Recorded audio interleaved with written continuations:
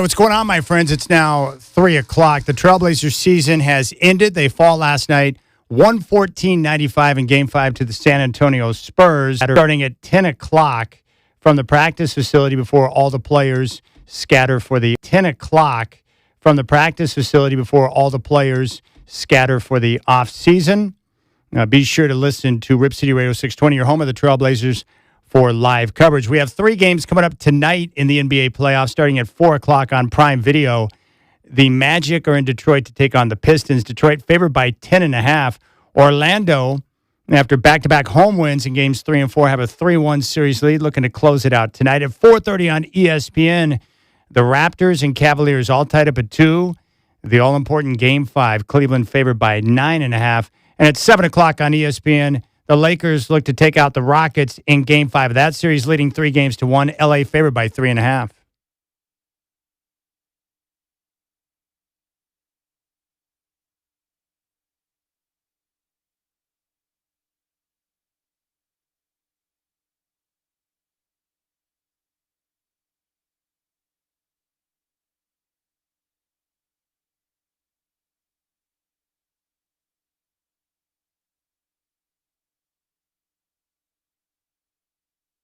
Live from the Coors Light Studios, it's time for the Rip City Drive, hosted by the crazy and often irrational Chad Doing. Coors Light, mountain cold refreshment. Choose chill. And there was a moment when they were tied at 1-1 in this series, in a 15-point lead in the third quarter of Game 2, that you thought maybe, just maybe, this special season would continue.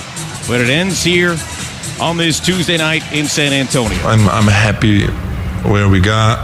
I'm happy with the effort, but the future, who knows? You know, I gotta sit down now with my family, of course with the Blazers, and see what's going on. You know, it definitely stings a little bit, but you know, like I said, we'll be all right. Strap in. The Rip City Drive with Chad Doing starts now.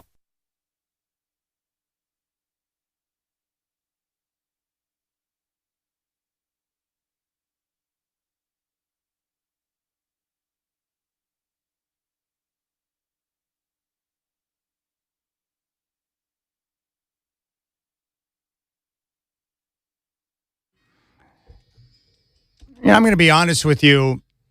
This day every year is always really strange. From a work standpoint, I am happy that the season is over.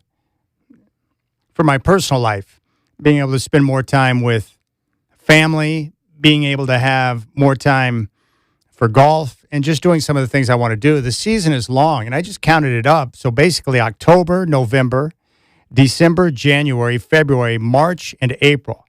I just spent the last 7 months grinding around the clock covering the Portland Trailblazers. And yes, you get the occasional break within that schedule, but for the most part, it is a constant process.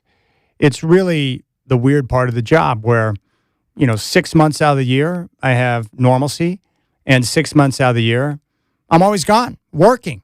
And so I've missed out on a lot with my kids over the years with the work, and I think we're all used to that. You make sacrifices. There's certain things you have to miss based on the work that you do, and that's part of the process. But the strange part for me is, even though I'm happy the season is over because I'll be able to have some normalcy, it's like a breakup.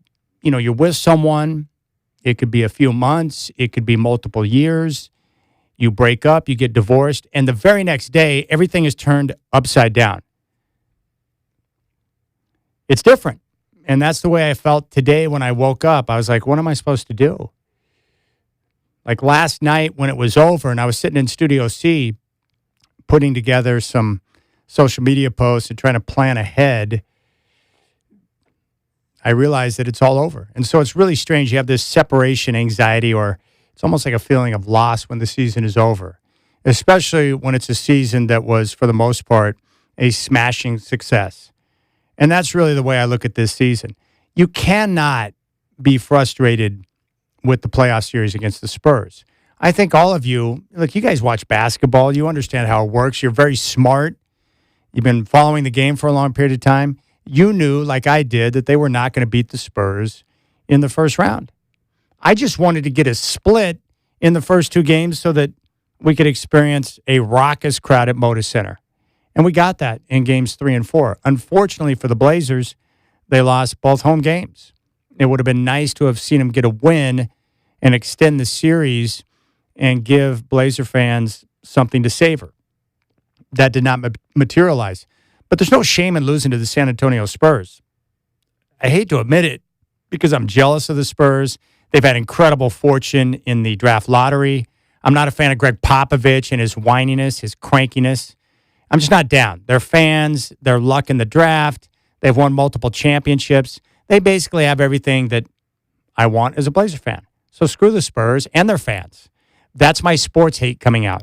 Not down. But they're awesome. Victor Wembanyama is a unique player. I've never seen anyone like him, standing at 7'4", 7'5", or whatever his height is, who handles the rock like a guard. And I thought last night in Game 5, his 17 points, 14 rebounds, and 6 blocks, it's one of the most impactful 17 and 14 games I've ever seen in my life. And that block on Denny late in the game was ridiculous. So the Spurs, on top of that, just take Wemby out of it for a moment, going back to Game 3, I thought it was absurd, all this San Antonio love about how, hey, we're 12-6 on the season without Wemby in the lineup. And I'm like, yeah, so what? It's regular season. You're going to try and tell me that what you did in the regular season is going to translate to playoff basketball? Get the bleep out of here. I thought that was nonsense and overstated. Well, I was wrong. They're young players, Dylan Harper, Stephon Castle, Sixth Man of the Year, Keldon Johnson, Luke Cornett. Like, they are deep, they are versatile, and they can attack you in many different ways. And then we saw what it's like to have a veteran like De'Aaron Fox with experience, playmaking, great off the bounce. He was terrific in Game 4. He was terrific last night. I thought De'Aaron Fox and his shot making in that fourth quarter is what prevented the Blazers from being able to complete that comeback. So the Spurs were a worthy opponent. They won 62 games. They're one of the best teams in the NBA, and they are an absolute challenger to the Thunder for an NBA championship this year. Now, do I think the Spurs are going to win it? Yeah, probably not. Only because they haven't been there and done that. And I think that will eventually cost them, but they're not far away. And they're going to be a serious problem for years and years to come. And I hate that because I'm jealous. Screw San Antonio, all right? That's how I feel about that. But they're awesome. That is a well-coached team, great organization, well-run, and their roster is deep, young, versatile. They're talented. Great basketball team. So there's no surprise that the Blazers lost to the Spurs. The Spurs this season superior to the Portland Trail Blazers. But as the night went on and I made my drive home, I just was thinking back to some of my favorite times throughout the course of the season. And I don't know how you can look at this year without just giving the tip of the cap to the organization and saying a job well done. And I'm talking about the front office, Tiago Splitter, his coaching staff, the entire crew. And I thought Tiago did a great job of giving credit to everyone because they all play a part in it. And then the players for overcoming all of the different adversity that they went through on the season. I mean, let's just be real for a moment. Game 1 against Minnesota, you lose a tough one, a close one in the fourth quarter. We all wake up and find out the FBI has removed Chauncey Billups from his job and taken him in for a gambling investigation that could possibly involve weird tables where they can figure out the cards that other people have, trying to snooker people out of their money. Like, it's just movie stuff. It's like Hollywood story type material. So you lose your head coach after game number 1 because the FBI takes him away. That's crazy. Tiago Splitter, who was brought in to be an assistant, was named the acting head coach. And then shortly after that, the injuries started to mount. And the Blazers, at the end of the season, were top 5 in games lost due to injury. And look at what we had throughout the course of the season with their roster. Drew Holiday was brought in to help them win games now, and he did. He was a terrific addition to the locker room, brought real character, experience, and leadership. Donovan Clingan, in year number 2, improved in every aspect of his game. Now, I realize that he got his butt whooped in this series against San Antonio, but it's going to make him a better basketball player. and we'll play his comments after the game last night. He said everything that you would want to hear from a guy like that just got his butt kicked in a playoff series, his first taste of the NBA playoffs. I love it. He'll be a better basketball player for it, but whether it was conditioning, minutes played, rim protection, rebounding, especially on the offensive glass, his three-point shooting, the way he took on the role of being kind of an intimidator, playing with emotion, he did everything the team wanted him to do. He was terrific. Tamani Kamara was an NBA Ironman, one of the best defenders in the game. He was one of 5 players to start and play in every single basketball game this year. He was terrific. And after a slow start, he really picked things up as the season went along and was a great addition to what the Blazers were able to do this year. Denny Avdia had to carry on a lot of responsibility. He took over as the team's primary point guard and facilitator when the injuries mounted, and he played his way into an NBA All-Star game. Denny Avdia has emerged as the team's best player, their most valuable player, and someone that is young and still getting better. There is nothing I don't love about Denny Avdia. Major props to him. Also, the team called up two-way players, Caleb Love and Sidi Sissoko, who both played meaningful minutes. Sissoko was able to play his way into an NBA contract. They both were difference makers. And without those two guys coming up to play important minutes and be productive, the team would not have made the run that they did at the end of the season. And those are two-way players. If you would have told me that before the year began, I was like, we're screwed. But those guys did extremely well. Matisse Thybulle came back at the end of the year after dealing with an injury and was very impactful down the stretch. Props to him. Scoot Henderson showed great promise down the stretch, especially in the playoff series games 1 through 3. And he had to battle the mental side, the physical side with the injury to the hamstring.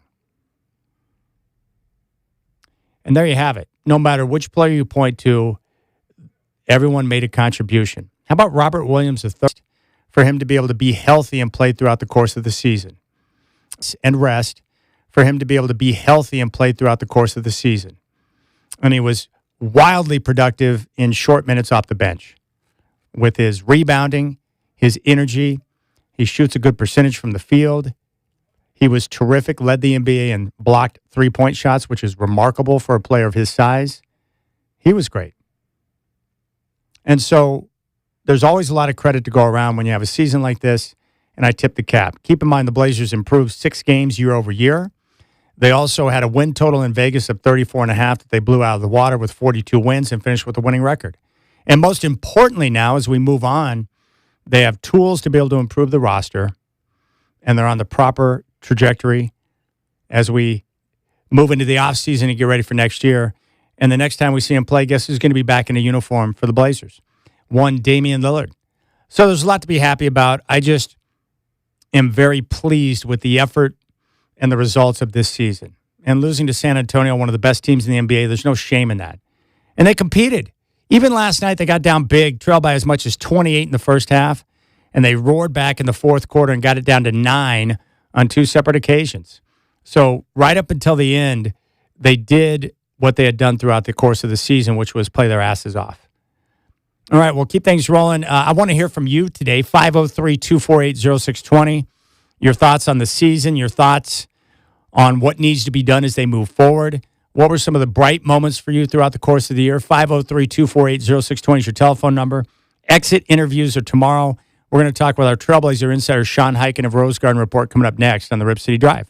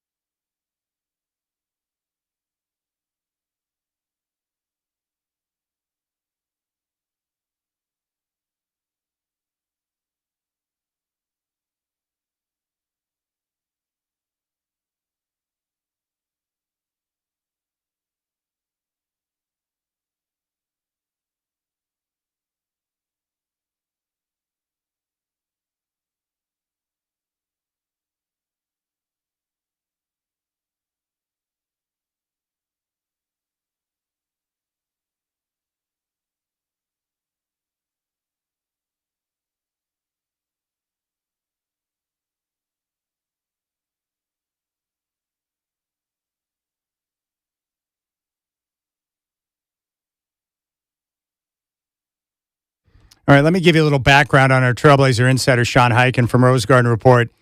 He is a flat-out baller. He really does kind of have the makeup of this year's Trailblazers team. He was in San Antonio last night for game number 5. He was at the arena until about 3 a.m. He went back to the hotel to get cleaned up and get changed, and then went straight to the airport. He did not sleep throughout the course of the night. I hit him up today. He answered. I said, I want you to come on. He said, no problem. And when he's done on this interview, he's going to lie down and go to bed for about 16 to 24 hours. And it's well-deserved. Sean Highkin is back on the Rip City Drive. Sean, I appreciate your time, buddy. Way to grind it. Yeah, and we had kind of gotten word leading into the game yesterday that if it went the way that people thought it would, or assumed it might, they might have done exit interviews today, and that would have been kind of rough. But fortunately, the team decided to push those till tomorrow, so I'm going to be able to actually reset a little bit and then hear from Joe Cronin and Tiago Splitter and all the players tomorrow morning. All right, before we get to the game last night and some of the things that were said after the game, I want to ask you, when you look back at this season, which I think is a wild success story for the Trailblazers, what are some of the things you're going to remember from the 2025-26 Trailblazers that stand out in your mind?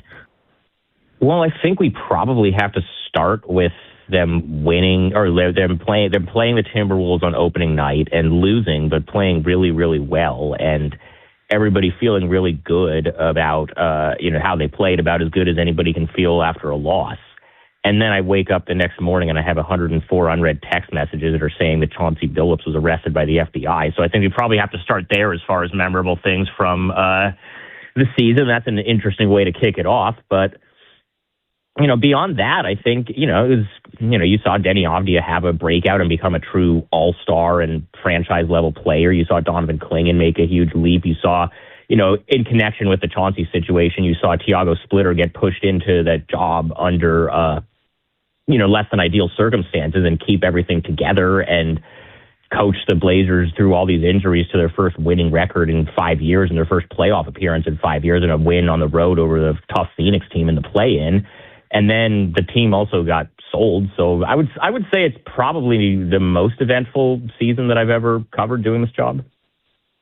Yeah, it's pretty awesome. It was very eventful, and there were a lot of things that went down that I thought were pretty sweet. And, last night after the game, you did a great job of talking to some of the players, but you asked Donovan Clingan about Tiago Splitter, and I thought Coach Splitter did a terrific job, stepping in as the acting head coach. And whether it's Clingan or many of the other players, they all think very highly of Coach Splitter and the way he worked this year, don't they? Absolutely. And, you look at the circumstances that he was given. Like, I think, when he took this job, because last year he was the head coach at Paris basketball in the French league. And his goal, the reason he took this job in Portland instead of being a head coach in Europe is because he eventually wanted to be a head coach in the NBA.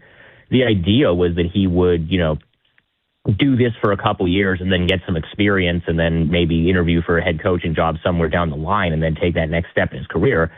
Getting pushed into it on the second day of the season in those circumstances, not just it being unexpectedly named the head coach, but also having to navigate, again, the head coach of the team, who is a Hall of Fame player and a very famous person in the basketball world, got arrested by the FBI in the middle of the night on gambling allegations. Like, all of the sports media world and even the news media world is, descending on the Portland Trail Blazers at that point, because that's a national scandal when something like that happens.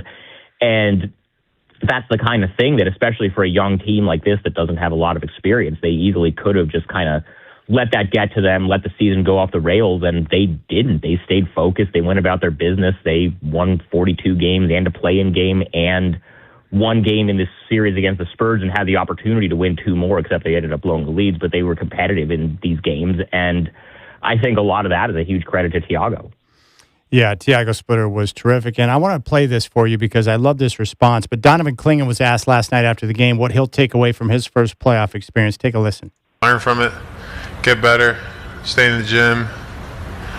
And I feel like, I experienced a series against a very good, San Antonio team that, I could learn a lot from. And, you just got to learn from it, and just watch the film and keep getting better, stay in the gym.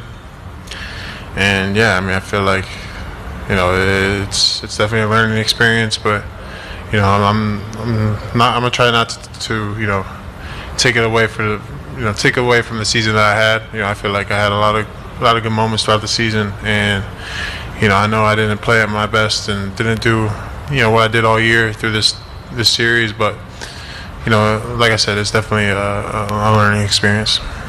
You know what I love about that? I knew that would be the case, but he said exactly what you want to hear. Like, I didn't have a good series. I'm going to learn from it, and I'm going to put all my effort in to make sure I come back a better player. I love that response.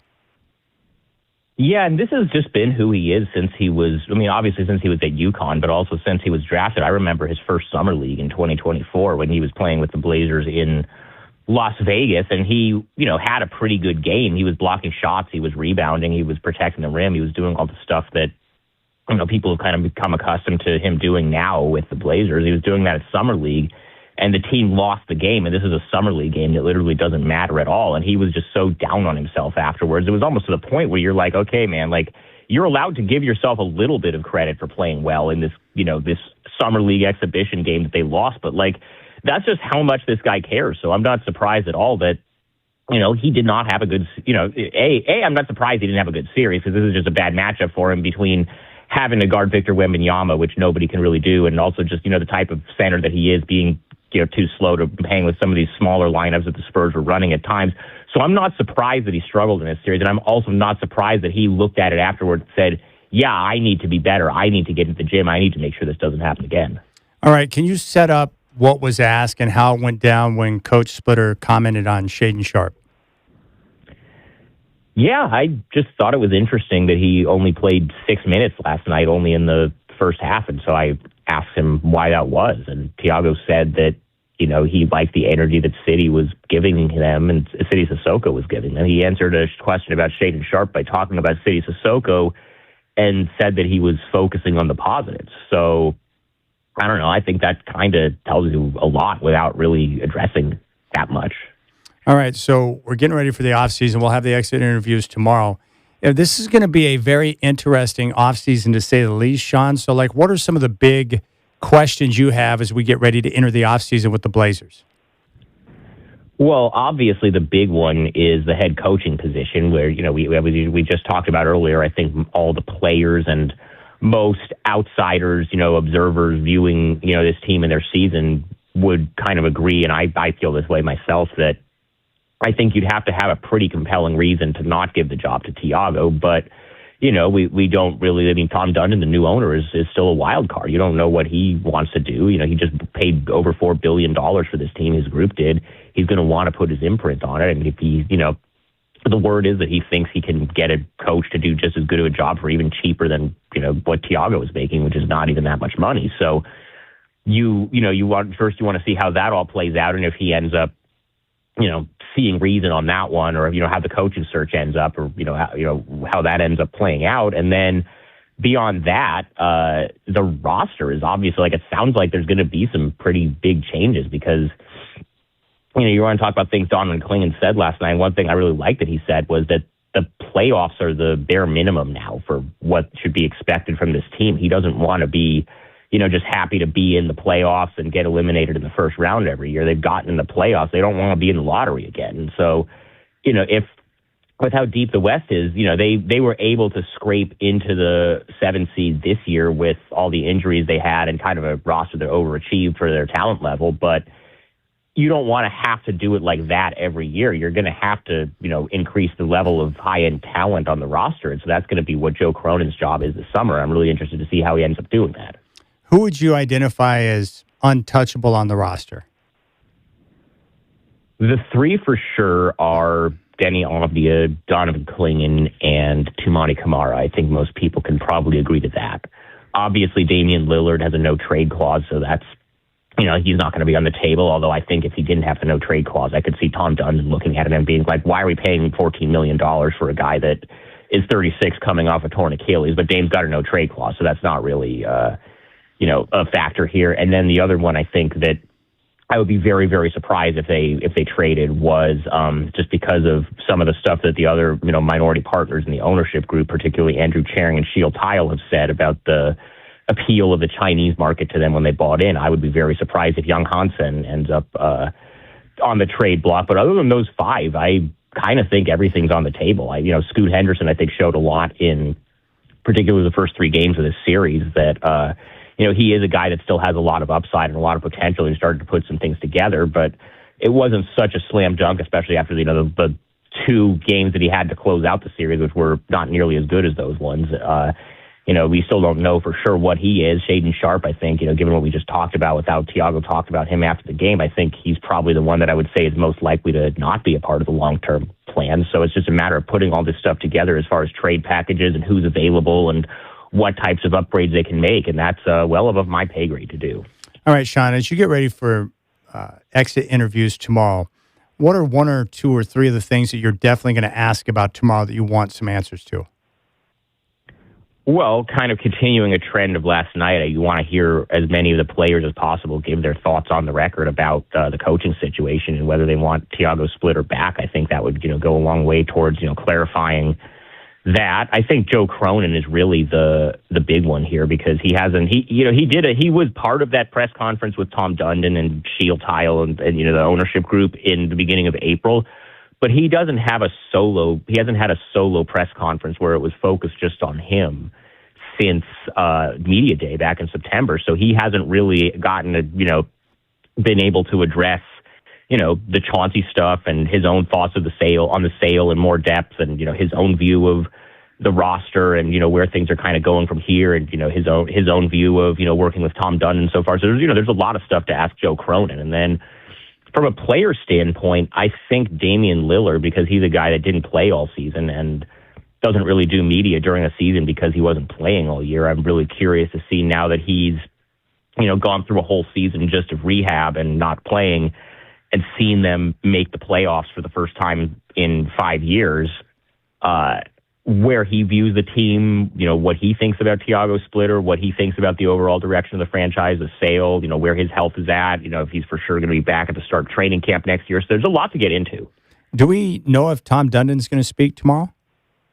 I haven't been told that he is. I was the media advisory that the team sent out said Joe, Thiago, and players. So unless they add Dundon as a surprise, I'm not under the impression that he's going to talk now.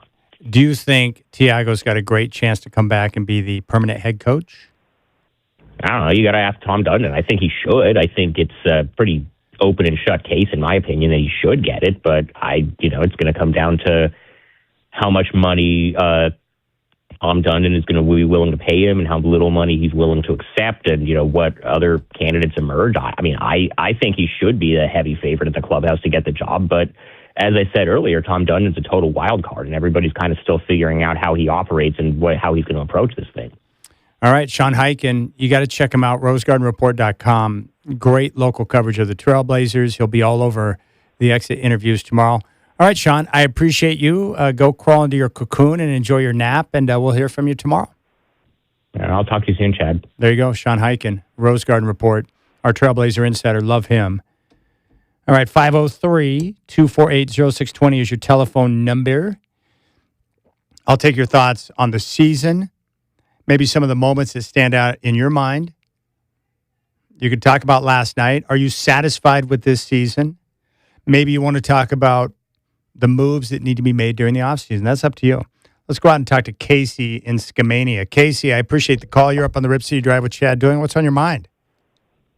Hey, Chad, how you doing? I decided to call in today when you let off with the about a season on George Karl's 1990-91 CBA season. The author on George Karl's 1990-91 CBA season. The author's guy by the name of David Levine. If you want to check out a good book on basketball, but it's called Life on the Rim, and he actually had a quote in there that said something like this, and I'm not quoting it verbatim, but paraphrasing, he's like, short of death, nothing ends as suddenly or abruptly as a sports season, where for 6 months an entire life existed in a moment, it's gone.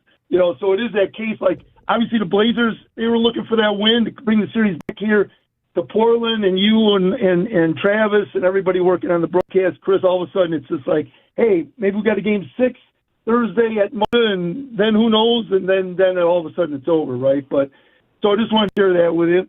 And then, this is an interesting. I think this is really.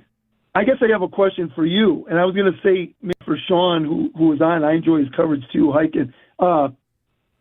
What sense do you have? Is this going to be Joe Cronin's decision, or is it going to be Tom Dundon's decision relative to the head coach? Because I think all these issues you're talking about with players is dependent on who depending on what moves are made in the offseason player-wise. Well, maybe Thiago's not the best fit for that team to coach, right? So who do you sense is making that call to be the head coach of the Blazers? Is it going to be Dundon, or is it going to be Cronin that makes that decision? All right, I've got one question for you before I answer your question. What's the name of that book? What's the title of the book again? Okay, the title of the book is Life on the Rim, and it's written by the author is David Levine, Levine. Life on the Rim. I want to say, and I'm pretty sure it was the 90-91 Albany Patroon season. Albany went 50-6. George Karl was the head coach. So it's a really, really good book. Okay, good. I found it. I found it, and I'm going to order it. Yeah. I mean, you're a basketball junkie. You'll love it. It's really good stuff. It's got a great scene after when Karl loses in the playoffs. And to your point about a season ending quickly, he's like down by the river drinking beers, like commiserating the end of the season. But yeah, it's a really good read. You'll like it. But hey, Casey. So here's the deal. Go ahead. I'm sorry. What are you doing in Skamania? Do you live out there? Oh, well, we can't reveal that much information. But yeah, I might live somewhere out in Skamania County, Washington. No, that's cool. It's beautiful out there. I was just curious. Yeah. You're the first person I've had call the show from Skamania. That's why I'm curious about why you're calling from Skamania. Yeah, exactly. Well, I consider myself a Skamaniac, Chad. So, so we're a little bit out in the sticks. There's more critters out here than there are people, but we like it that way. And we're close enough, to Portland to get in there and see Blazer games and all the good stuff that we want to do. But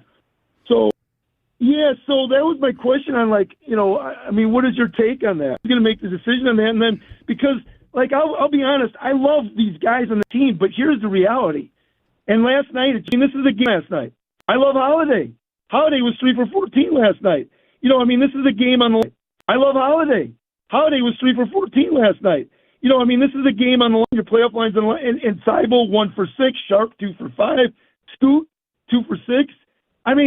I love Scoot, but again, there's games where he can't hit as my dad used to say, couldn't hit the bull in the rear with a bass fiddle. All right. Let me answer your question, Casey. You're a Skamaniac, and I respect that a great deal. And I grew up in the countryside of Oklahoma, so I like being out where there's more critters than people, so I understand that. All right, first off, to your point about the shooting, the Blazers last night, they got worked in the first half. They're down by as much as 28. They trailed by 20 going into the locker room. They were 4 for 21 from downtown in the first half. It's pretty obvious that one of the biggest needs on this roster are guys who can actually make shots. Period. Find me shot makers, please, for the love of all that is right. If you're going to jack up that many threes, you better find more guys who can actually shoot threes on a consistent basis. Now, to answer your question about who makes the decision, it's the owner. It's Tom Dundon. Tom Dundon will have the final say on who's going to be the head coach of his basketball team. And how it works is he'll get together with his staff, Joe Cronin, the rest of the crew. They will make recommendations based on who they think should be the right coach. But in the end, it's going to be Tom Dundon that makes that choice. Now, do I think Thiago Splitter has earned the right to come back and be the head coach? Absolutely. But that's a Tom Dundon decision. And it's an important one for him, his first big move as owner of the Portland Trailblazers. All right, Casey and Skamania chimed in. You can reach out to me, 503-248-0620. Take your thoughts on the season, the game last night, what they need to do moving forward. I can't do it today. I'll try. I want to hear from a Blazer fan. Show me your Blazer. So let me know what you think about the game. Also, if you have any memories that jump out over the course of the season that you're going to remember, let me know. I still love Tamani Kamara having his tooth knocked out and then being asked after the game about being Tooth Monty. I thought that was tremendous. All right, 503-248-0620. I want to hear from you. You got the Rip City Drive on your home of the Blazers, Rip City Radio 620.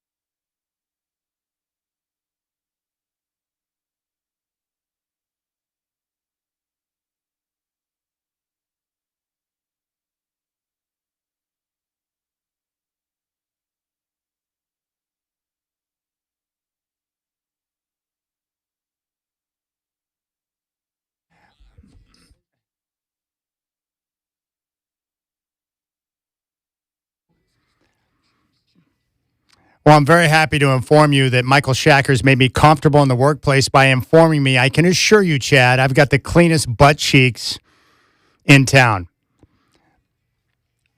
I needed to use the restroom, a number 1, not a number 2. And then Shacker informed me that because of the construction that's going on here in the building, the bathroom that's like literally 5 steps away, it's closed because it's under construction, which means I'm going to have to find a way to walk through the maze to get out to the restroom that's in the hallway because I'm not going to be able to pinch it for that long. Or use the women's. There's no women construction workers out there. No, but is the women's restroom down the hallway open? I think so. Oh, I'll use that. I do that sometimes. I'm not joking. Like, if I know I'm the only one in the building, sometimes I'll use the lady restroom because it's a single-use spot, but it's cleaner than the guy restroom for whatever reason that is. I'm guilty of that too, but I'm going to get caught by a woman. But I'm like you. I don't like to grow a tail in public. My preference is to always take care of that business at home. So I get anxiety anytime I have to do something like that in public because I don't want my cheeks touching. If there's a mess on the seat, that didn't come from me. Ah, gross. If there's a mess on the seat, that didn't come from me. Ah, gross. I just don't like public anything. I watched too much Learning Channel when I was younger. So when you find out what public restrooms are really like you don't want any part of that. I do it, but I don't want to do it. And sometimes you don't have a choice. Whatever. But the construction's out of control. They got all these like big fans on trying to blow the fumes out. I'm partially high right now from all the paint fumes. I almost stepped in a guy's paint bucket when I came in the back door today. Oh, well. When they're done, it's going to be nice. I'm impressed with how quickly they work. Also, Beef Water. Casey Bay from 105.9 The Brew is going to join me in studio at 4:20. We're going to recap his walk for autism acceptance that turned out to be a smashing success. He raised over $20,000. Why? Because there's a lot of great people like you in the community. And it's a great story. And my son, Isaac, he is absolutely killing it right now with his Uber Eats work. Yesterday, I don't know how many hours he worked. He did not work until midnight. That was his original plan until I told him that was a bad idea. You probably don't want to be rolling around on your bike, at around midnight when it's dark and there's crazy people out delivering food or beverage or whatever to people. You don't want to do that. But he worked all day. And so when I got home from the Blazer game, and when I work road games, I'm down at Moda Center there in Studio C with the Captain Rich Patterson. I got home, and I thought he was dead. He was lying on the couch with his clothes on, no blanket, no covers, no nothing, and he was not moving. And he was like that, and I looked at him, and I thought, he looks comfortable. So I just flipped the lights out. And according to what I found out, he worked all day long making deliveries on his bike. And apparently he ate like half a cow and consumed a bunch of food because he's expending so much energy by riding his bike around. And then once he was done eating, he just crashed. It is so awesome that Isaac is now working and he's getting the physical activity. He's getting the people interaction. He's being productive with his time. And he's getting that immediate gratification of getting paid. And Isaac does like dollars, like most of us. He likes the idea of working and having people pay him. He thinks that's pretty cool. And the tips are just a bonus. He's down with the tips. He likes working. All that money's going to his digital wallet, but he's working his ass off right now. I'm just proud of him. But, dude, he was dead, D-E-A-D, dead last night. And then he got up before I did this morning. He was out before 8 a.m. on his bike making deliveries. And one thing I respect about Isaac, man, when he decides to do something, there ain't no half-assing anything. He's all in. And so right now, I don't know where he's at, but I know he's out there working, grinding. And I just hope that someday he does a delivery to one of my listeners. So if you're in Southwest Washington, look the heck out if you're ordering Uber Eats because some dude on a bike is going to come rolling up on you. And it's going to be Isaac. And again, I offered him, I said, son, I'm happy to get you an e-bike. Why don't we look into that? And he's like, no. I'm fine. I love my bike. But son, if you get the e-bike, you'll be able to conserve energy. You'll probably do more deliveries. And then when you go up the hills, you don't have to bust your ass. And he just wants no part of it. When he gets his mindset on something or it's his way, he doesn't want to hear about another way. Whatever. I'm just proud of him. I still can't believe it. I just look at him with amazement right now. Working all day, expending energy, making money, and he is focused on his mission. It's almost like he's on a mission from God. 503-248-0620. Oh, by the way, it was really nice to wake up this morning and find out that Bo Nix had to have his ankle opened up again for a cleanup operation. Thanks a lot, Buffalo. You broke his ankle, and now he had to have a cleanup operation, and everything that was all good suddenly isn't all good. You can't believe jack squat that comes out from any team anywhere now. Just last week, Bo Nix was on the road to recovery. He was going to be participating in minicamp. It was all good until this morning when we found out that he had to have his ankle opened up again for a cleanup situation. But again, it was procedural. I'm not buying that either. Anytime you're opened up, that's not a good thing. You know, it's funny that Sean Payton talked about a predisposed situation with his ankle, and then Bo came out and shot that down. Especially for a guy that's very athletic and relies on his mobility, you probably don't want to have ankle. Especially for a guy that's very athletic and relies on his mobility, you probably don't want to have ankle issues. But I'm not a doctor. What do I know? I just don't want to see reports about my franchise quarterback. The Broncos wandered in the desert with Moses for like a decade looking for Bo Nix. And now that they found him, now we find out he's got like Brandon Roy ankles. Son of a bee. Can I donate my ankle to Bo Nix? I would rather have my ankle opened up and me hobble around the golf course than to have Bo Nix have these ankle concerns. But there's nothing to see here. It's like Mike Vrabel and Diana Rossini. No, we're just friends. Girls retreat. Nothing to see here other than they've had an affair now for like 6 years. Outside of that, there's nothing to see here. Same thing with Bo Nix's ankle. No, he's good. He's on the pathway to recovery. Everything went well with the surgery, and he's going to be a full participant in the off-season minicamp. Well, except for the fact that we had to get the cleanup operation, and now we're not so sure. I hate Buffalo for that. I hate that he missed the AFC title game, and I hate that he had a cleanup operation. It's dumb. Sports injuries suck.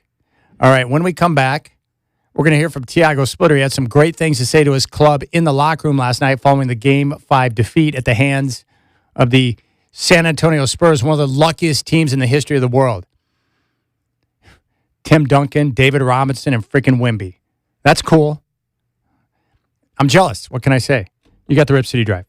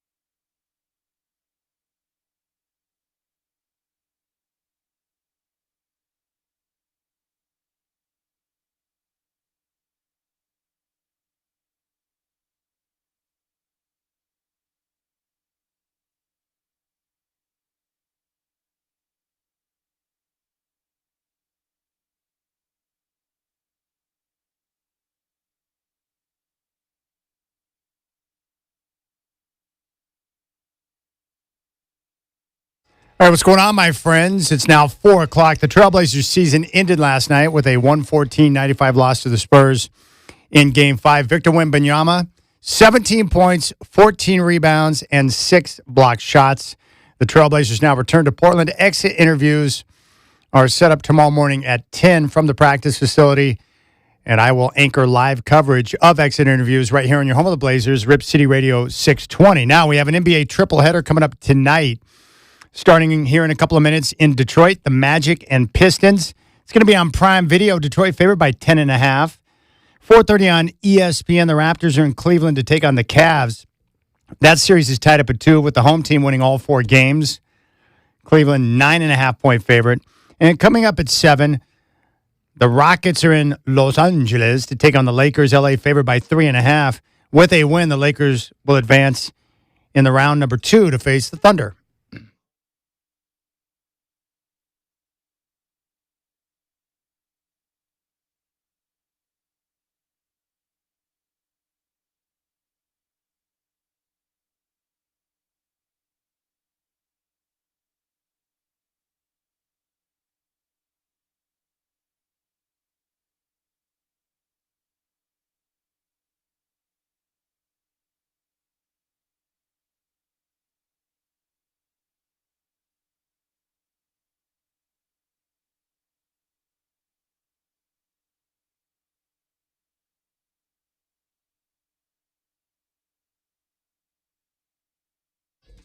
All right, this song reminds me of that time frame in my life, like 19 and 20 years old.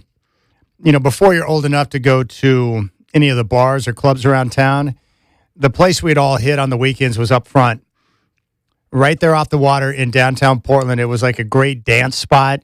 And so we had a crew from Vancouver that would roll down there on Saturday nights, and we would close the place out until like 2 or 3 in the morning. And then the normal routine was to head back to Vancouver. We'd stop off in Delta Park at Sherry's, and we'd have, a little breakfast, a little coffee, and just hang out and chat. That was good times. Back in that weird time frame in your life, like 18 to 20, when you're not old enough to go to a bar, but you're trying to figure out what to do at night and hang out with your friends. So we usually hit up front. And what was that place I had my fake ID taken away from? I had never even used it. The first time I tried to use it, I got it from a guy named Brian.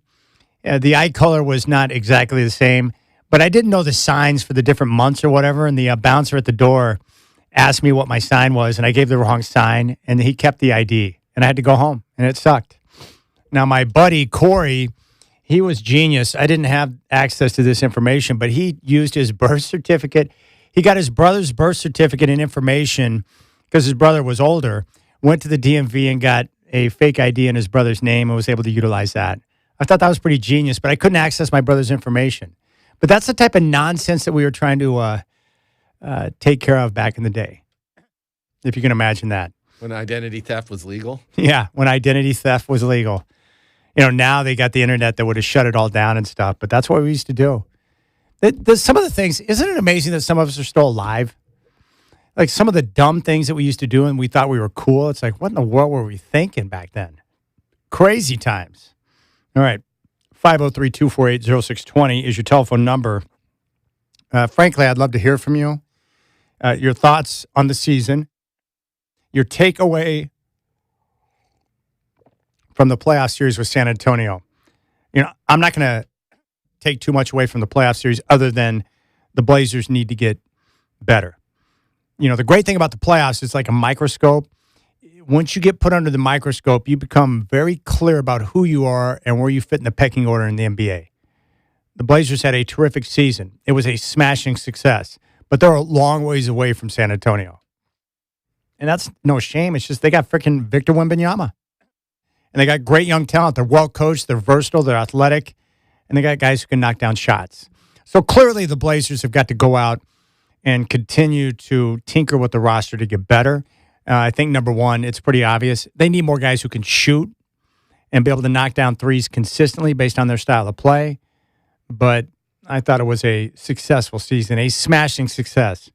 From the start of the year, when Thiago had to take over for Chauncey Billups because he got arrested by the FBI, all the way up until the end. They dealt with adversity. They went through a number of injuries.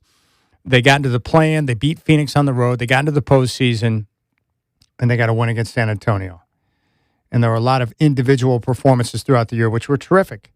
And Donovan Clingan, very happy with the season. He thinks they all got better, and I think he really enjoyed himself. Take a listen. You know, it was a good year. You know, it's a year that we could all be proud of. It's you know, we did a lot of great things. We all got better. You know, that's a special team with a lot of special guys that, you know, we have a great bond and a great relationship, you know, with everyone. And, you know, I love this team. I love this group. And, you know, this year was one of the best years of my life. All right, that's Donovan Clingan. It's hard not to love that guy.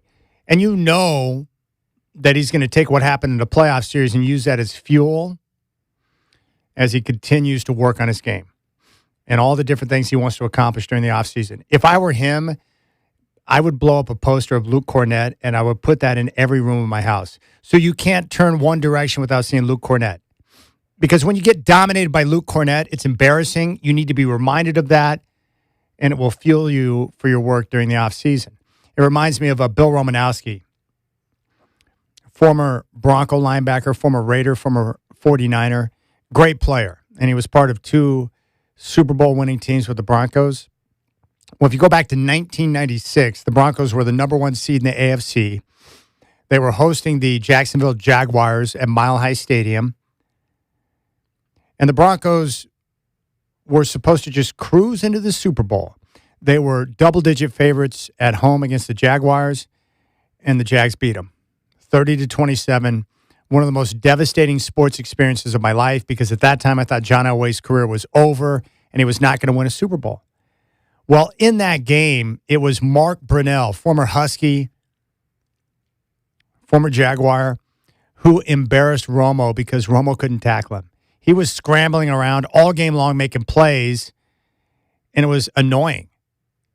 And so there's one classic play on that final drive where the Jags had that touchdown to go up by 10, and the Broncos defense couldn't get a stop to hold them to a field goal and possibly win the game. But Romo whiffed on a tackle. So what he did, no joke, he took that photo and blew it up into a big poster, and he hung it up on the ceiling in the Broncos practice facility. So every day when he walked in to train, he would see himself getting clowned by Brunell, and that would fuel him to continue to work. And I think Clingan should probably do the same thing. Probably don't want to be clowned by Luke Cornett. Now, if Wimpy's dominating you, some 7'5" freak, that's different. But Luke Cornett, it's like, come on, man, what's going on out there? Can you at least win the minutes when Wimpy's not on the floor? No, I can't. Okay, thanks. Well, blow up Cornett posters everywhere. His wife should, his girlfriend should do it. Everywhere he turns, he should see a poster of Luke Cornett clowning him because that was embarrassing. And it will just fuel Clingan because he's got the right type of makeup to go out there and continue to work his tail off. Now, Coach Splitter, take a listen to this. I love it. This is Coach Splitter in the locker room with his team after Game 5 last night. Guys, my English repertoire is not great enough to express the season that we went through.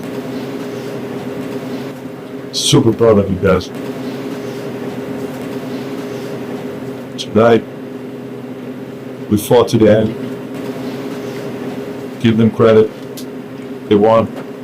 But what we accomplished this season wasn't easy. And you guys did. You guys got better. Whole young guys got better. Vet helped us to get there. Amazing season. Be proud of it. Be proud of it.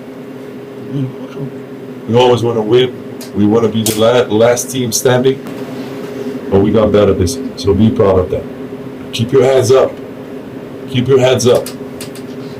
Not just the players, but the whole staff here. I want to thank you, everyone, for all the effort you guys put throughout the season. Everyone. Everyone is part of this. Bottom of my heart. Okay? One last time. Let's bring everybody together. Let's go. Come on. Together on 3. 1, 2, 3. Together. There you go. Coach Splitter in the locker room with his team after the game. I thought he had some nice things to say. And he's right. They have a lot of things to be proud of. No question about it. Now, the other thing that's pretty obvious is that Donovan Clingan, I mean, this is how you respond to getting your ass whooped in the playoffs. You recognize it, you admit it, and then you explain how you're going to go about making it right. And this is why you want guys like Clingan on your team, because the character is there. Learn from it, get better, stay in the gym. And yeah, I feel like, I experienced a series against a very good, San Antonio team that, I could learn a lot from. And, you just got to learn from it, and just watch the film and keep getting better, stay in the gym. And yeah, I mean, I feel like, it's definitely a learning experience, but, I'm gonna try not to take away from the season that I had. I feel like I had a lot of good moments throughout the season, and I know I didn't play at my best and didn't do what I did all year through this series, but like I said, it's definitely a learning experience. All right, there you go. That's exactly what we want to hear from the guy. I didn't have my best series. I've got to get better. I learned a lot from the San Antonio Spurs, who are a really good team. It's my first playoff experience.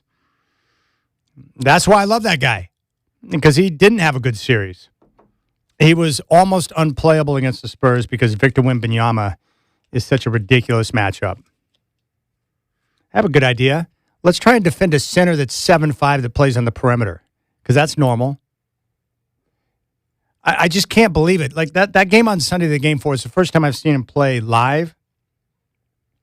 I was just looking at him like, what the flip is going on out there? How does he move like that? How does he shoot like that? How do you get a shot up over that guy? It's just impossible. He is a freak. So, yeah, of course Clingan's going to struggle out there. But the minutes when he was off the floor, when Clingan was getting bombarded by Luke Cornett, was embarrassing. But that's okay. This is all what I was talking about. Remember what I said? That, the playoffs, and this is going to happen to the Spurs too, because they don't have the playoff experience. You have to go through the refining fire of the postseason. You have to get your ass kicked. You need to have people give you an education on the floor against good competition, better players. You have to experience all of it. And failure is normally going to be a large part of that process until you learn what it takes to get over the hump. And you just look back. It took MJ a while. LeBron, Stockton and Malone, Shaq and Kobe. It doesn't matter who. It's a process for all those guys. It's brutal. But when you get your head handed to you and you get a chance to look at the films, go to work, get in the gym, you're going to become a better player because of it. And then when you get an opportunity, when you're in the postseason next year, you can make it right. And there'll be different lessons to learn at that time. Your phone calls, John and Gresham, Spirit Mountain Mike. Get to your phone calls, John and Gresham, Spirit Mountain Mike. I know Spirit Mountain Mike's feeling he had a very good weekend because I was with him when he was having a great weekend at Spirit Mountain on NBA games. 503-248-0620. Your phone calls are coming. I appreciate you. And it's your chance to sound off as we enter into the offseason with your Portland Trailblazers, who are coming off a wildly successful season.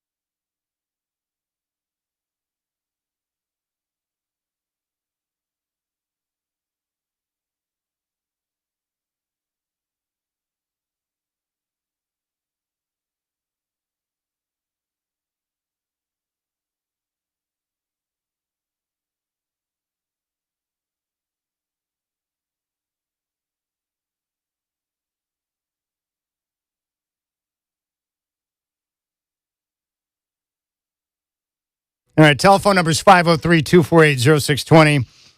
And we're going to go to the phones right now. I've got Beefwater, Casey Bay from 105.9 The Bruin Studio. We're going to talk about his.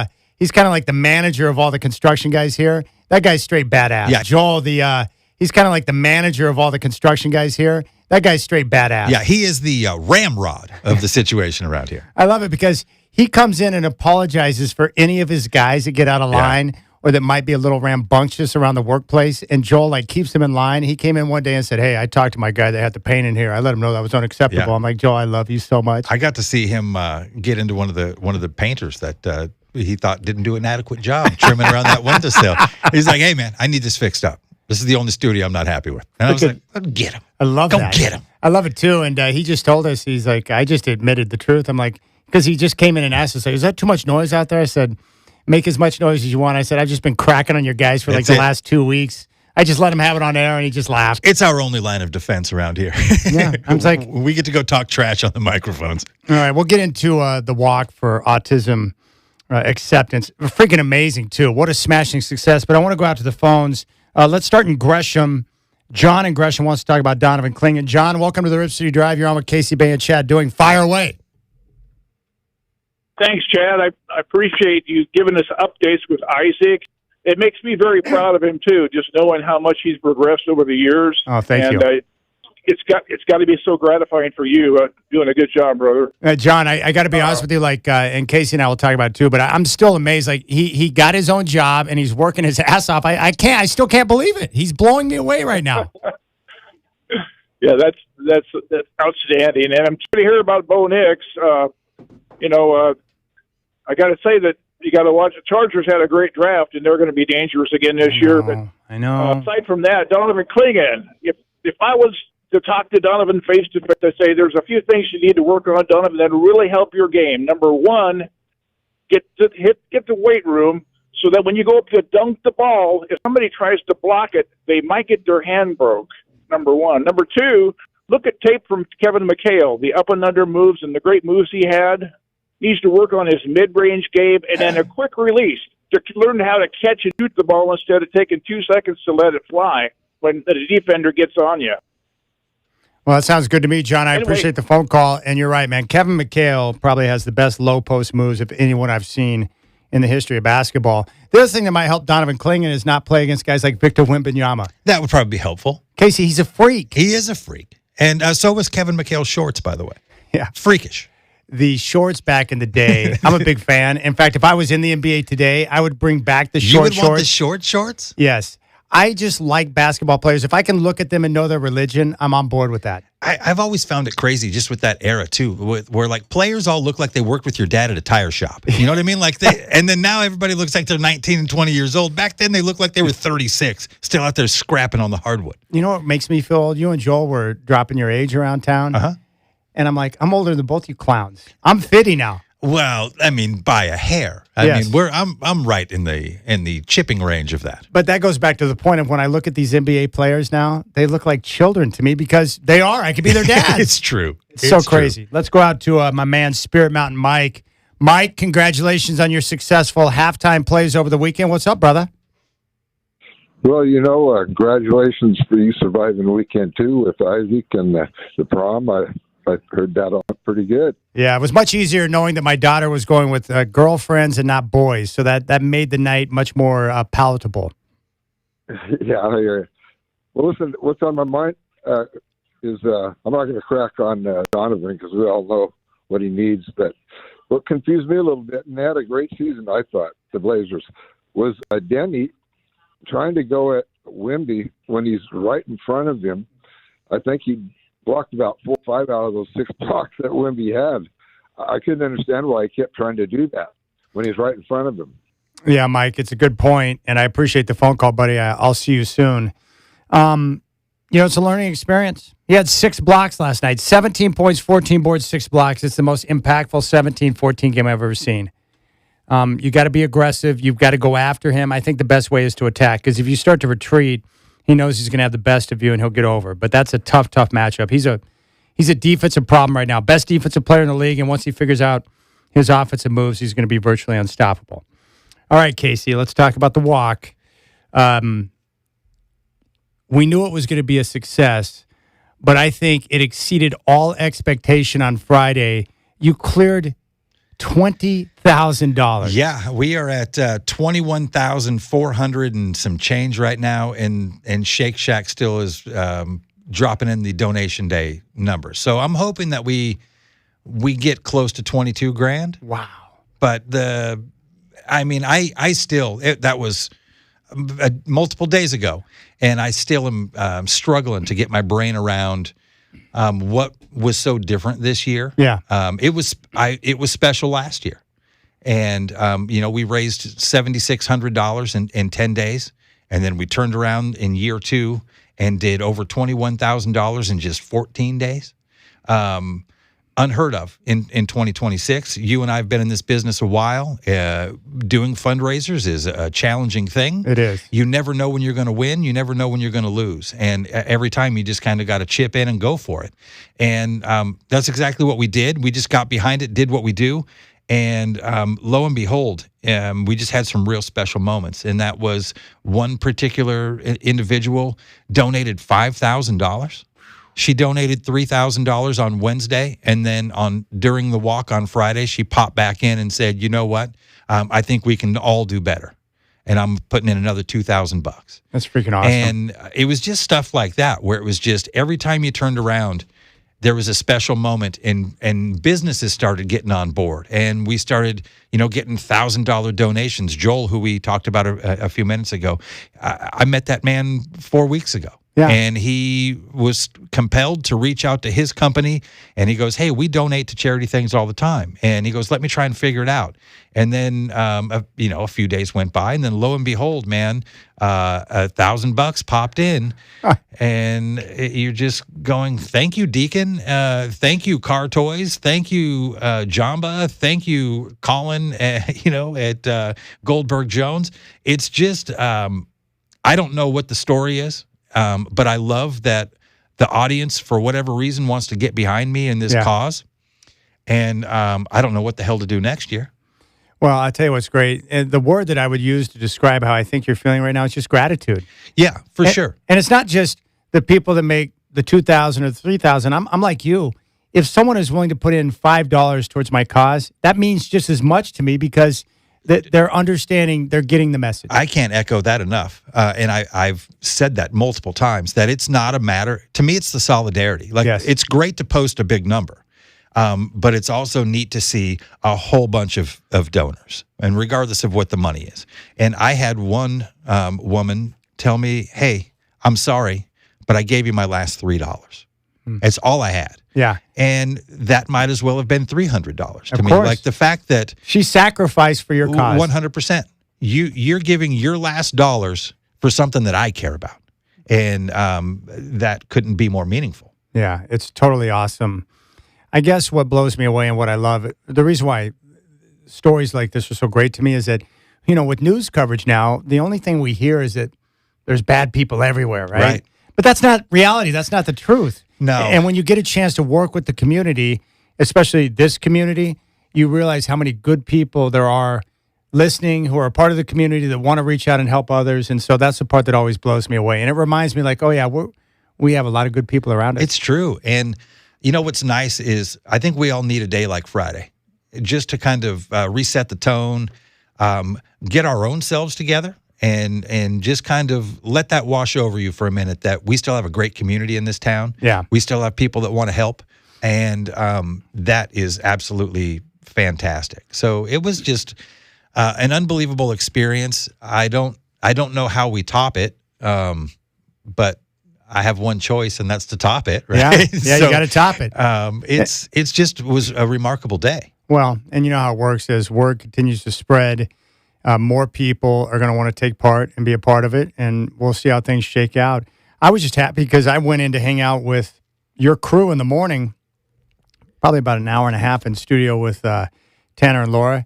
while you were on the walk. And I'm just happy because I got a chance to communicate with Tanya Harding, who called in to support your cause. How great was that? It was freaking awesome. You know you're doing something when you got everybody popping in. Yes. And Tanya, she was reminding you to stay hydrated and what to do to make sure your body was right. Getting coaching tips from Tanya Harding mid-walk was, it's just, of course, this is what this day's all about. It's you don't know what surprises are in store for you. We're just all out there to just buckle down and have a great day. And that walk was for real, dude. How did you feel? Well, we'll get to how you felt in just a moment, but you finished in a different spot. It was a longer walk this year. You went and walked from here all the way out to Cathedral Park in St. John's. Yeah, it was. How did you like the finishing spot compared to last year at Moda? Moda was great just because of, we had all the Blazers fanfare and the marching band and all that stuff, which was great. Cathedral Park, I would say, was a little more meaningful just because I had to put a little extra skin in the game. Yeah. And it's a beautiful location, right? Like you're right there. The St. John's Bridge is right there. Shake Shack was there. They had lemonade stands set up and people down there. My dad surprised me and popped in about halfway through. He was just kind of hiding behind a telephone pole and walked past, and out he popped to join us for half the walk. Shout out to the media in this town, man. Fox 12 let me come on and do a pre-promotion segment. 6 did the same thing in the morning, and then 6 came out and followed me for a while on the road and shot some B-roll and interviewed me in motion. And I just really felt like the buy-in this year was something else. Yeah. Yeah, and I think that's because you guys did a great job of, preparing for it, building it up. But again, it's just everyone else chipping in and taking part in the process, which is great. And I think the other thing we've learned too, right? You just mentioned Joel. As you and I thought, there's so many families in the community that are impacted by special needs. Yeah. A lot of autistic children are out there, family members, kids, people and most of us are impacted by it on some level. The person that donated the $5,000 was a former caretaker for special needs, and they said that, in my opinion, I feel like in my experience in this field, the autistic community was the most overlooked. And that's why I feel so strongly about what you're doing and why I want to contribute in the way that I'm contributing. Yeah. And I just feel like there's a lot more of that out there. I feel like there's a lot of great companies that have, money set aside, like Deacon did here. And look, this is a great spot for it. Plan for the year. Let's start building that up and continue to water this field that we're working here, because, man, over the last 2 years, we're knocking on $30,000. This building has generated for those families out there. And I say this building as the megaphone that reached out to an incredible audience that has just rallied and gotten behind some yo-yo in the morning that's got a passion for, an organization. That's great. Now, I just got a text message from the 503. How does one donate? Is the donation page still live? Yeah, I'm keeping it live until the end of the month, because that's the end of Autism Acceptance Month. So just head over to 1059thebrew.com. You can scroll down and find it on the homepage. I've moved it up to where it should be under contests and promotions or something like that. It's also on the events calendar. And then if you still struggle to find a link for it, well, just send me a good old-fashioned email at caseybay@iheartmedia.com. And I just sent her the direct link to the actual site, so you can still donate today, which is great. I'm really proud of you, man. It's so awesome. And Isaac, so yesterday, I got home late after the Blazer game, and I walked in, and my son was on the couch, face down, clothes on, no blanket, out cold. I was like, do I need to check for a pulse? He had worked his ass off all day long, and I was told that he ate like half a cow. Like, he had worked so hard that he worked up an appetite. That's amazing. So I was told that it was a big plate of carne asada and then a big plate of spaghetti. And then after that, he was done, just crashed out. That's amazing. He was up and out of the house before 8 o'clock working again. How many orders do you think he's taken in a shift? Well, I can't really get a straight answer from him. I know it's working because he's showing me the amount of dollars that are going into the account. So I don't know what the number is, because when I asked him, he's like, well, I did this and did that. So I can't get this. You know what it is. I can't get a straight number. Yeah. How many deliveries did you do today? I'm not sure, but he did them. That's great. I love it so much that he's found not only success with this, but he's excited about it, and it seems to maintain excitement for it. And again, that sense of pride and that sense of independence has to be absolutely amazing for him. Yeah. And you and I have talked about this, but I mean, you and I at the very basic level, we just want our sons to have like the same feelings that we have, like a sense of accomplishment, a sense of purpose, to feel like they're part of something like that. That means everything to me to know that he has a chance to be like everybody else. I agree, man. And man, my son Parker has really started to come out of the out of his shell in regards to the walk, because I keep mentioning it to him because I want him to feel some sort of connection to what it is and what I'm doing and why I'm doing it. And Saturday I was, hobbling around my house, and he's like, he goes, "Wow, is that from the walk?" And I go, "Yeah, buddy, it was far." And I showed him the map and how far it was. And he's like, "Whoa." And I go, "You should, maybe walk some of it with me next year." And he goes, "Oh, I don't know about that." But he's like, he goes, "How are your hips?" And I go, "Man, they're sore." And he goes, "You should maybe go take a soak in the hot tub." And it's like, so he's like giving me a little bit of compassion and support. And I really feel like I might be able to get him involved next year in some capacity, and that would just be a dream. Yeah. Okay. So that's my dream now for you. Yeah. Because I know that would mean everything to you, even if he just walks like a block with you. Yeah. Or to be a part of it. Or it wants to do something at the finish line or whatever. The fact that he would want to be there and be a part of it would be so special. That's great. Isaac understands the maps and distances really well.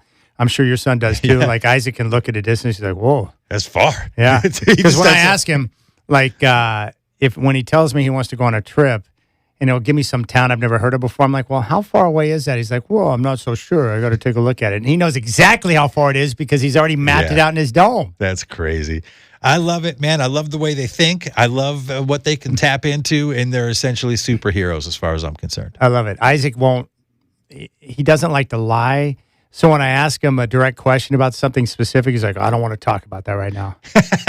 So they let you know. Yeah. Okay. Yeah. We got some work to do here. Yeah, we got some work to do here. I love that. Well, hey, congratulations. But more importantly, man, big thanks to all the people who were a part of the event, who supported it in any way, shape, or form, man. Our heart goes out to you because without you, it wouldn't be possible. I agree completely. And I said the same thing. I posted a video, and it's like to me, it's whether you just came on and said something nice, maybe you shared the video, maybe you liked the video. To me, it all counts. It's all solidarity. It's all showing that everybody's behind it and you're on board. I hadn't made a Facebook post, Chad, in about 5 years. And I posted that video, and I had people coming out of the woodwork that I haven't talked to in so long. Yeah. And that in itself was its own, this thing was an emotional journey, to say the least. It really surprised me in so many ways. It put me back in touch with people I haven't talked to in a long time. And it just, again, I'll be struggling to process this for probably the next 6 months. You know what's great? You found purpose.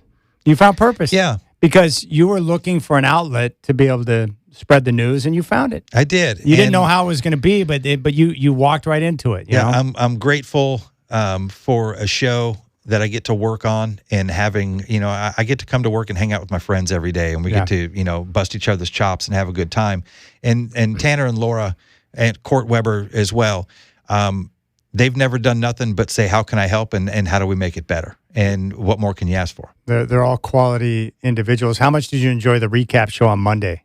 Oh, it was great, man. It really was. And it just, all of Friday was just amazing. Again, the people calling, getting handed a cell phone and then have Tanya Harding on the other end, just giving you, here's make sure you smile and you breathe and you have a good time. And that was amazing. And I think she's going to be teaching us an ice skating lesson here pretty soon too. So we got that going for us. One thing I did, and you learn to do this in radio, but when she called in, I looked at the phone and got her number and put it in my phone. So I want to reach out to her one day to get her on the show. I'm telling you, she is great. We had her as a special guest for a bacon and beer a year and a half ago or something like that. Was she great? She was absolutely outstanding. She had some concern about how she would be treated. Yeah. And understandable. The fans couldn't have been better. That's awesome. You know what I mean? Like, our audience was so supportive, and her autograph line was massive. It went for a long time. That's great. So no, she's we're big fans of her, and we appreciate her, and she's just been great. All right, Casey Bay, Beef Water from 105.9 The Brew. Thanks. I know you stayed longer than you normally would, but thank you, man, for recapping. That's awesome. Man, thank you. You're the guy. You're my guy. You're right there with my other two yahoos in the morning, man. You have done nothing but stand behind this and give me an opportunity to share your platform and reach your audience. And dude, you know how much I love you. It's a great thing. Well, and also it's nice to be able to have someone, like when I'm having those rough days, which happen. I know I can talk to you and you understand. Like when you're talking to me, like I understand exactly what you mean. I guess what they would call kindred spirits, you and I. Like we just we're like cut when I from tell the you same that, cloth. Dude, every Christmas has sucked for the last 20 years. Like, it's brutal. We've all been there, and that's fine. And we can laugh about it because our kids have weathered the storm. We have weathered the storm with them. And now we when you're handing out gifts because he's overwhelmed. It's a wonderful or taking swings at you just because you wanted to. When you're handing out gifts because he's overwhelmed. It's a wonderful or taking swings at you just because you wanted to see how their day was going. That happened to you the other day. Yeah, look at it. It happens, man. I get kicked out of my kids' room on a daily basis. But I love what you tell me. Like Isaac will do the same thing. Like if we've had a tiff and we're in the car together, he'll put his head on my shoulder and say he loves me, and that's his way of saying, "Hey, I'm sorry." And for me, that's all I care about. I love that he processes it, and he'll come back out like that in a little while later too, and he'll be like, "Sorry, I was being rough on you." That's his way of saying, "I'm sorry." And just the recognition alone, 100%. It's like, okay. I don't need to talk about it anymore. Let's high five, go get some ice cream, and call it a day. All right, you can hear him mornings on 105.9 The Brew with Tanner, Laura, and Casey. Right. Big thanks, brother. And thank you to everybody out there for both listening and for getting behind this amazing situation we created. You got the Rip City Drive.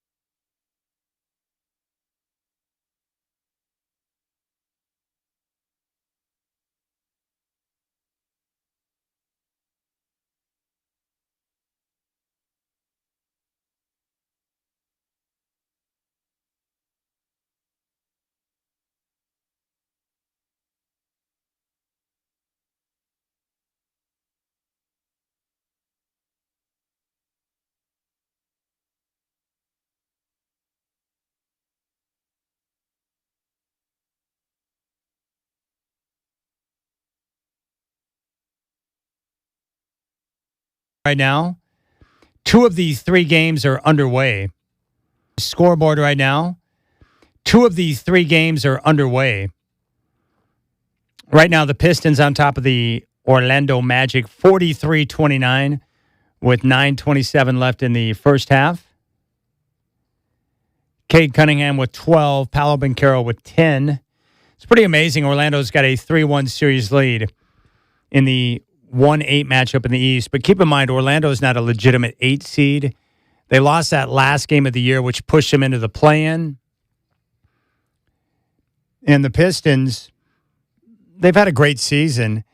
But the one question mark we had about them is, in a playoff series, especially against a tough matchup defensively like Orlando, how would they do in the half court? They've got Cade Cunningham, but who else do they have that can step up and make shots? Well, that's been their issue. They've had issues in the half-court sets against Orlando's defense. Tonight, they've got a 14-point lead, and it looks pretty strong. The Raptors right now up on the Cavs 12-8. The Cavaliers were expected to run away with that series, but props to Toronto for, being able to bounce back and get back-to-back home wins. So the home team has won each of the 4 games, and now they got the pivotal Game 5 tonight in Cleveland. That would be a disaster for the Cavs if they were to blow that game. So we'll see how things shake out. But very impressive. It's been fun to watch. And then tonight we got the Rockets and the Lakers. So if the Lakers win, we're going to have to hear about LeBron James nonstop for like 48 hours. If they lose, no one's going to say it was LeBron's fault because you've got all the LeBron stands out there doing anything they can to try and convince you that he's the best player of all time, which is complete nonsense, by the way. But props to the Lakers. I got to give them credit. They have exceeded expectation here in the first round. And they've done so without 2 of their key players in Austin Reeves and Luka Doncic. And LeBron has led that group, and they've gotten some great play from the role players, guys like Luke Kennard and Rui Hachimura. So that's pretty impressive what they've been able to accomplish. Telephone number 503-248-0620. You can jump on board. I'd love to hear from you. Now that the season is over, if you got any reflection on things that jumped out at you during the course of the season, if you have any thoughts on any of the individual players, do you think Tiago Splitter should be offered the full-time head coaching job? What do you want to see happen with the team? And more importantly, what do you think they need during the offseason? They're going to have tools to work with, different ways that they can improve their team. What do they need? I mean, to me, it's pretty obvious. But find some guys who can make shots. They really buried themselves last night in the first half. The Spurs were on fire. They made 7 of their 15 threes in the first half. They were shooting over 60% from the field. And the Blazers, 30% and just 4 of 21 from downtown. They couldn't make shots. And then when they finally started to make shots in the fourth quarter, it was just a little bit too late.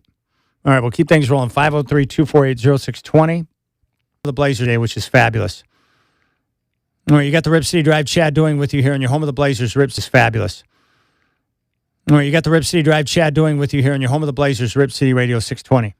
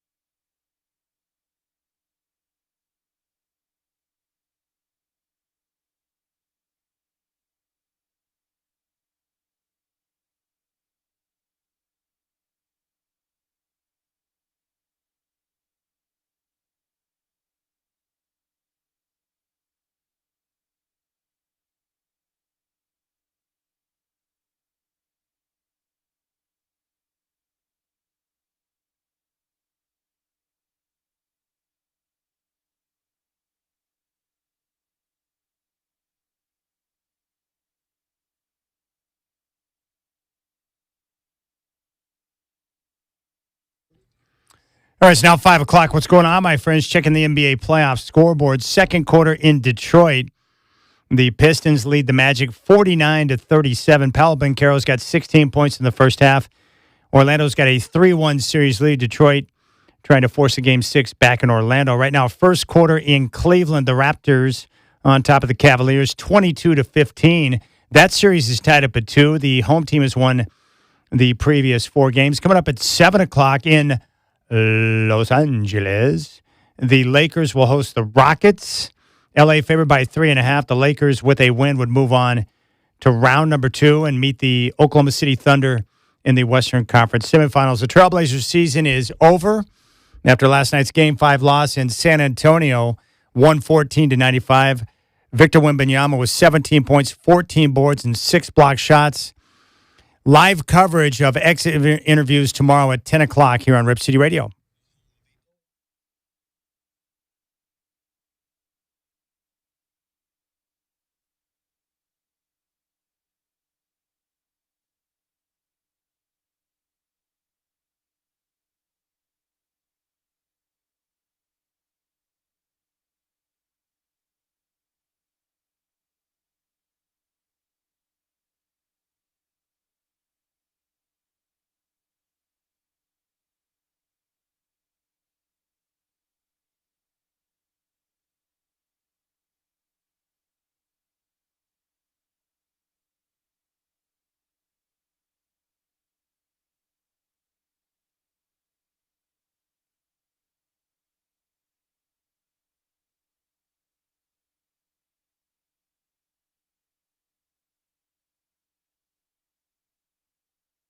That's a great song.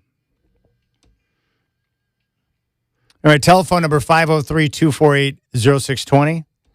Seals and Crofts always makes my day better. I would love to hear from you. You can jump on right now, 503-248-0620.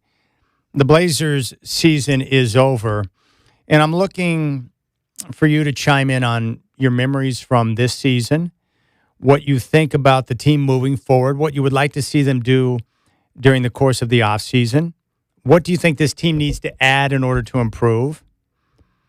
Would you be okay with the team moving on from Shaedon Sharpe if they decide to go big game hunting? And would you bring back Tiago Splitter as head coach? 503-248-0620. But I think the season as a whole, and it's always hard to recognize this in the middle of the frustration that comes from a playoff loss. But in reality, I think if we're being honest, none of us really expected the Trailblazers to beat the Spurs in the first round of the NBA playoffs. San Antonio is one of the best teams in the NBA. They won 62 games. They've got Victor Wembanyama. They're young, they're versatile, they're talented, they're well coached. I mean, they are where they are for a reason, right? They're a really good basketball team. But I always go back to the beginning. Now, I was higher on this team than a lot of people were. I projected 45 wins. They finished with 42. I said they would go over the Vegas win total of 34.5, and they did. And they finished the year just outside of the top 10 in defensive rating. So this team made significant strides. 6 wins, improvement year over year. They had a winning record. They made the postseason. They were part of the first round against the San Antonio Spurs. But there's a lot that goes into this year for the Trailblazers. Go back to the beginning of the year. They kicked off the season against the Minnesota Timberwolves. They lost the game, and then we woke up in the morning, and I'll never forget it. My phone looked like it had went nuclear. Text messages, alerts, and then I found out the news that Chauncey Billups had been arrested by the FBI in a gambling investigation. Well, that's not good to kick off your season with your head coach being taken away. And then we got word that Tiago Splitter would step in and be the acting head coach. And then the team went out and destroyed the Golden State Warriors at Moda Center early in the season. And that was kind of a glimpse of what this team was capable of with their new personnel. They were healthy at that point, aside from Scoot. But we saw a glimpse of what they were wanting to accomplish. Play really fast, put up a lot of threes, dominate the offensive glass, and put themselves in a position to overwhelm their opponents and to put pressure on them. But then the problem happened where injuries mounted. Numerous players were out for extended periods of time, whether it be Jeremy Grant, Denny Avdia, Drew Holiday. I mean, take your pick, right? So they had to call upon a couple of two-way players in Caleb Love and Sidi Sissoko. And both of those guys were able to step up and play significant minutes and make legitimate contributions to the team throughout the course of the season. Donovan Clingan improved in every aspect of his game: three-point shooting, rebounding, offensive rebounding, rim protection, better conditioning, which led to him playing larger minutes, and really developed beautifully in year number 2. Denny Avdia took on a larger role. He became the team's primary point guard and facilitator with the injuries to all of their point guards. He carried the team on his shoulder for an extended period of time, and they continued to win games and keep themselves competitive. Denny Avdia became an all-star. Jeremy Grant came into the season as a number 6 guy off the bench. He embraced his role, and because of injury, he got to start. He came off the bench. No matter what they asked him to do, he did it and had his best season in a Trailblazer uniform. Gone was the mid-range, and he was focused on shooting threes or attacking the paint. Robert Williams III, who has been often injured throughout his career, especially in a Trailblazer uniform, finally found the right combination of minutes and rest and was healthy and was able to be productive throughout the entire season. And he was incredibly valuable to everything that this team needed to do. His rebounding, his smarts, his experience, led the NBA in blocked three-point shots. He was just Johnny on the spot. Matisse Thybulle made big contributions down the stretch once he came back from health. And Scoot Henderson showed flashes of greatness once he came back from his hamstring injury. I mean, it really doesn't matter. You can just go up and down the line. Drew Holiday was brought in to help them win games, to be a valuable part of that locker room, provide leadership, which he did. And then Tamani Kamara, the NBA Iron Man, one of 5 players in the league to start and play in every game. And he once again provided incredible defense. So no matter where you look, there's just a lot of success. Tiago Splitter, dealing with anything and everything you could possibly deal with as a head coach and finding a way to figure it out on the fly, get his team into the play-in, win that first game down in Phoenix, and get them into the playoffs. Really great work from Tiago Splitter when you're thrown into the fire and you've got to figure it out on the go. I mean, really, if you're trying to hire a head coach, I just don't see how you could not look at Tiago Splitter and think, man, anything and everything we could possibly want to know about this guy, he has showcased what he's capable of this year because he dealt with everything that was thrown his way. His boss taken away by the FBI, significant injury, the team top 5 in games lost due to injury, trying to come up with different combinations, utilizing and coaching up two-way players. Tiago Splitter was great.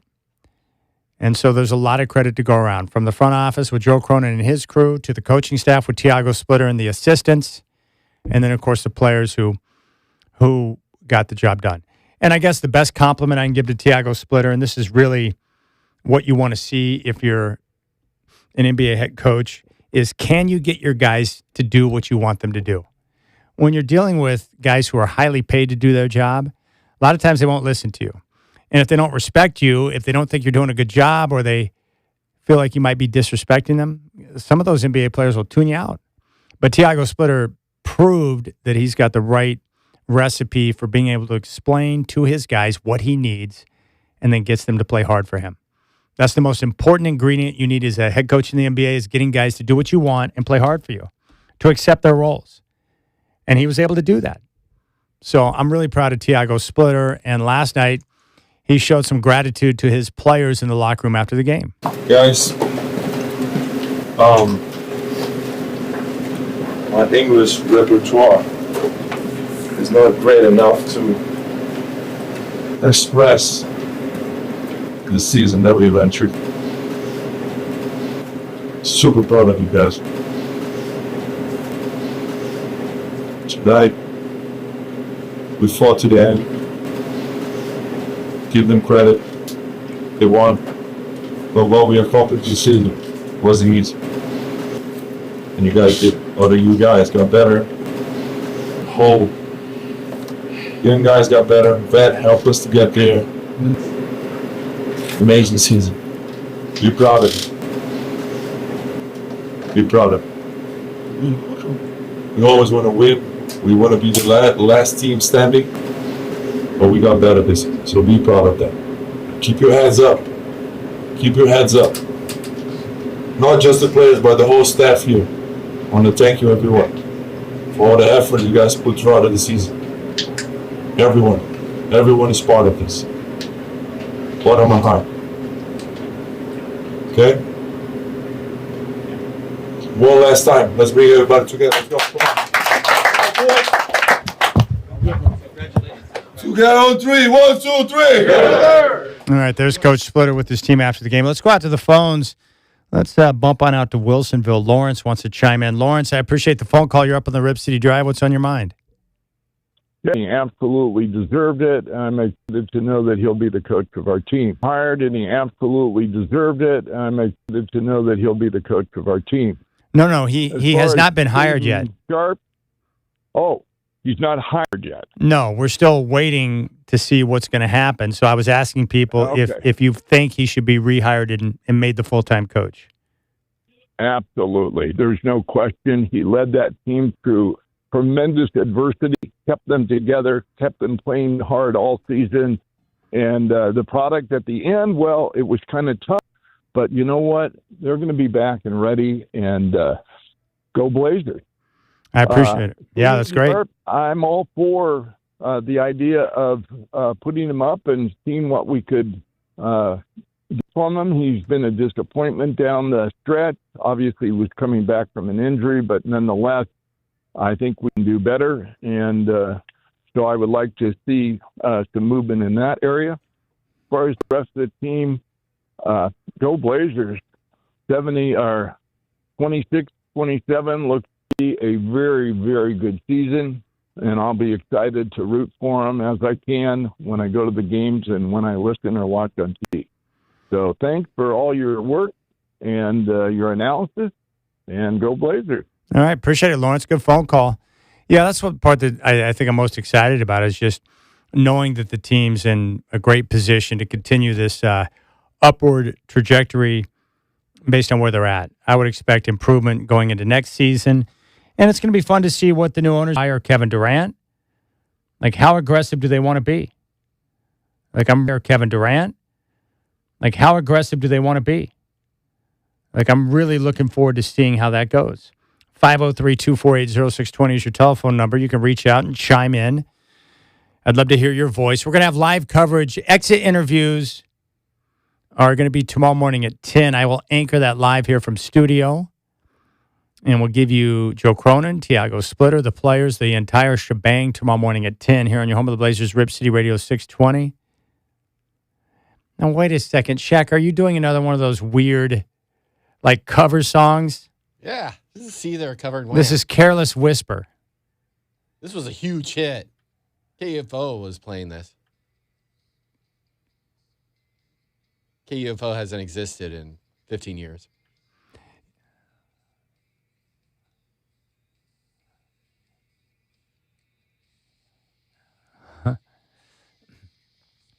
I mean, this version's not bad. I'm just so used to hearing George Michael that it messes with my mind when I hear this. Who is this that sings this version? Seether. Oh, Seether. All right, chime in, 503-248-0620. Your chance to sound off on the season and looking ahead to the offseason. What do you want this team to do? You know, for me, it's pretty simple. Find guys that can make shots.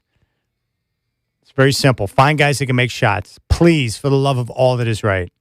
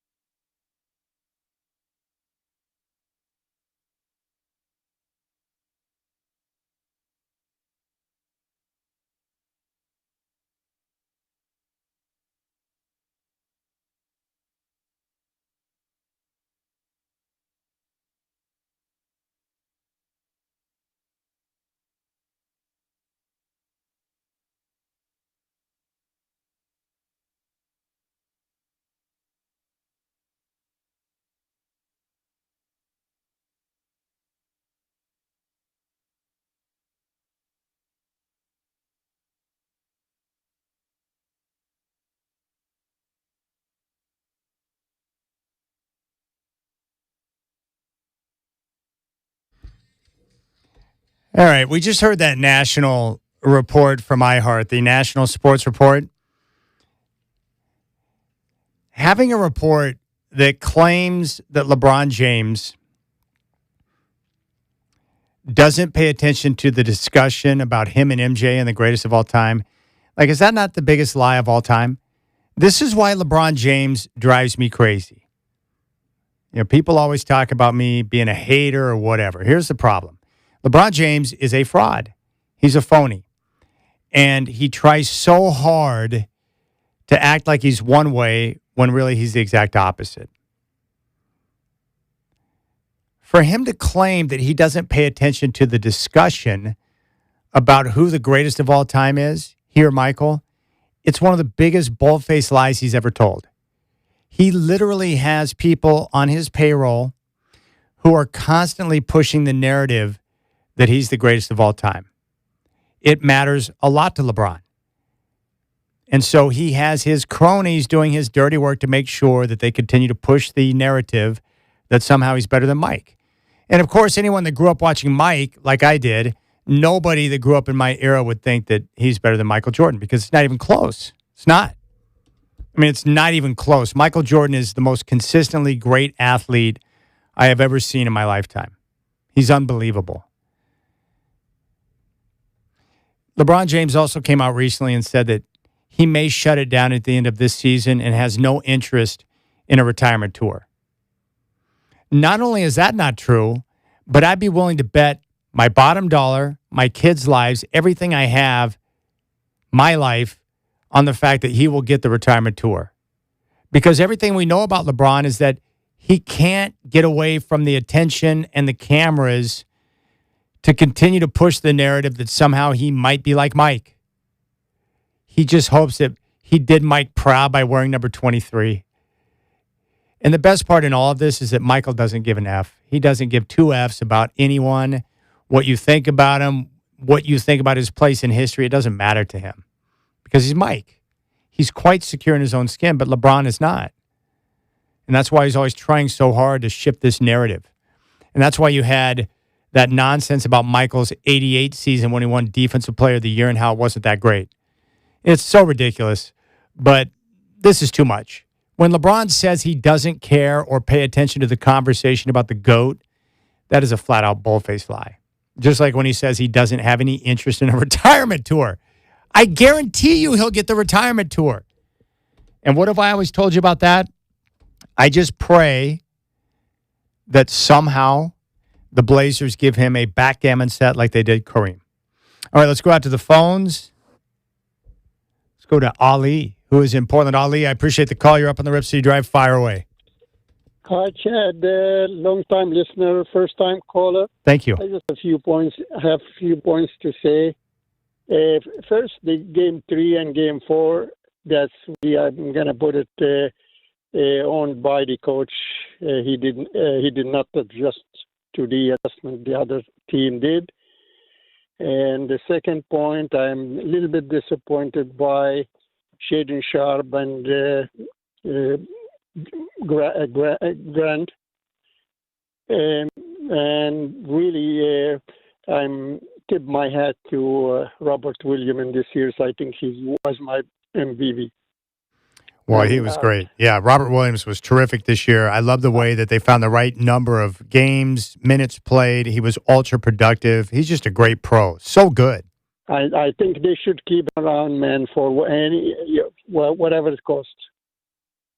Well, don't you think? I was thinking about this because I'm sure there'll be other teams that will have interest in Robert Williams, but don't you think he'd be better served staying in Portland based on how they found a way to take care of his body to where he's been healthy? And I know he was happy throughout the year because he was able to play and contribute. So I'm hoping that they find a way to keep him on board because he's a great value to the team and the locker room. I'm a big fan. No, I am really, really impressed the way he came along and the way he contributed, the way he handled himself, and really showed he can play the game, man. Yeah, I love that. What else stood out to you? What did you think about Scoot's play down the stretch? Scoot I will give him I would say B-. He kind of shined in a couple of games, and then somehow he shell-shocked, and they could not handle the.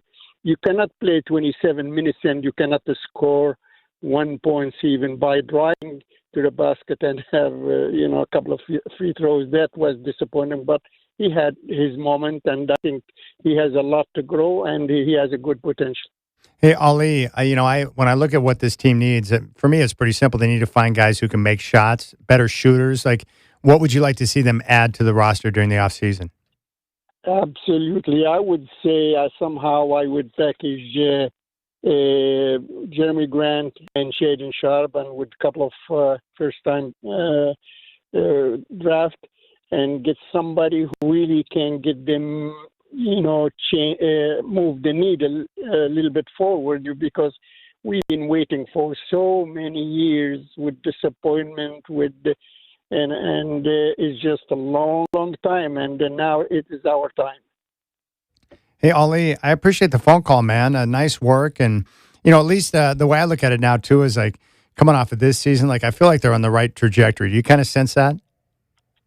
Yes, absolutely. It's just you have to move forward. You cannot go backward. Yes. Yeah, you're right. You've got to continue to press forward, and that's going to mean making some tough decisions. But, Ali, I appreciate the call, my friend. Hopefully that won't be the last time you call in. No, thank you so much. I'll keep in touch. You got it. There's Ali from Portland. Robert Williams was terrific. In fact, let's take a listen to Robert Williams following last night's game. Never once see the season end. How would you describe the team's fight or the way you played tonight? The fight the whole year, man. We just been giving it all. Got punched in the mouth early in the game, fought back. Just ain't having no fighting. How would you describe the San Antonio Spurs? A young, driven team. A really well-oiled machine. They got some guys that's going, give it all on the court, down the court. They're a great young team. Hope to see them themselves. Obviously, you guys had struggle on offense. What made that so tough tonight? Just couldn't hit shots, or? Yeah, man, they was in everything. So it's kind of rough to play like that when you get punched in the mouth and you can't match it. Yeah, obviously tough ending, but it was a pretty damn good season for you guys. What will you remember most about this work? Just how we pulled together. Through a lot of adversity. Made it even to this point. Wish we would have made it further, but I was proud of the fight from everybody. Yeah. What was the message from Taldo? Let the loss sink in, but the same thing. He's just proud of everybody, from staff to players, how we handled this year. Yeah. There you go, Robert Williams. Big fan of him. Let's go out to John in Salem. John, appreciate the call. You're up on the Rip City Drive. What's on your mind?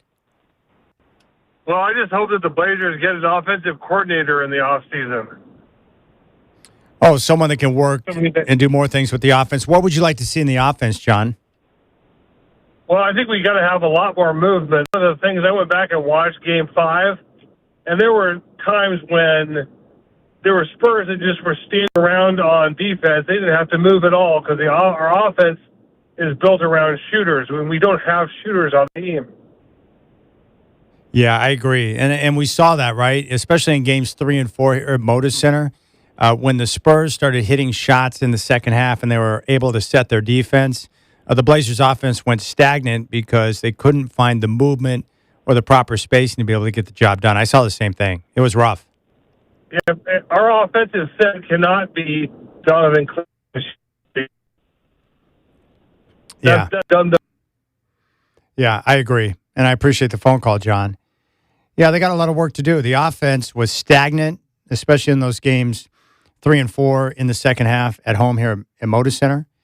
The spacing wasn't there, and, they did a lot of 4-out.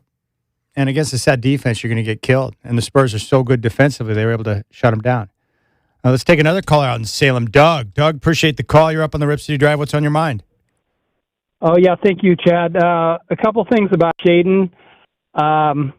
Previous caller said that he was disappointed in Shaden, and I kind of feel like that it was difficult for him to get into a rhythm with the decreased minutes, especially this last game. He was only played 6 minutes. And then just kind of wanted to ask, you felt like that they needed to get more shooting, but you mentioned about the possibility of trading Shaden. So I just kind of wanted to get your opinion on that. Well, I'm just trying to put the math together. Like, there are people who think they're going to be aggressive and go after a big name. And in order to bring in a big name, you're going to have to sacrifice some of your young players. If you go out and get, let's say, a Kevin Durant or a Kawhi or a Giannis, you're going to have to sacrifice some of your young players in the process. So I'll ask you this. Let's just stick with Scoot and Shaden. If you had to choose between one of those two players, who would you keep and who would you trade between Scoot and Shaden? Well, I would keep Shaden. I think he's more explosive. I understand that Scoot had that one big game in game 2, but I think that, Shaden was the second leading scorer in the game point average this season, and I just don't think that he got the opportunity in the playoffs to show his worth. So that's my personal opinion. I know a lot of people disagree, but I would keep Shaden. But on the other hand, there's nothing wrong with your opinion. I think the real problem or the real struggle I have with both players is, so far early in their career that they've missed significant time on the floor with injury. Yeah. And so I still am left wondering, what the ceiling is with both players.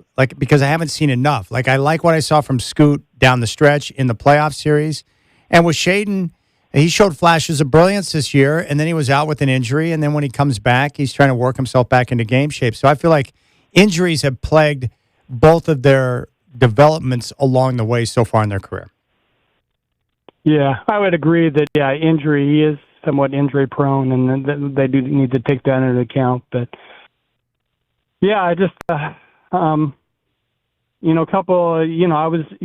asked about memories. Obviously Denny and Donovan, their development was great. But yes. On the negative, I was disappointed in how things turned out for Shaden evolving, and also how Caleb Love just fell off the map. He was a big part of that that stretch run where they were winning a lot, and then he wasn't even on the team.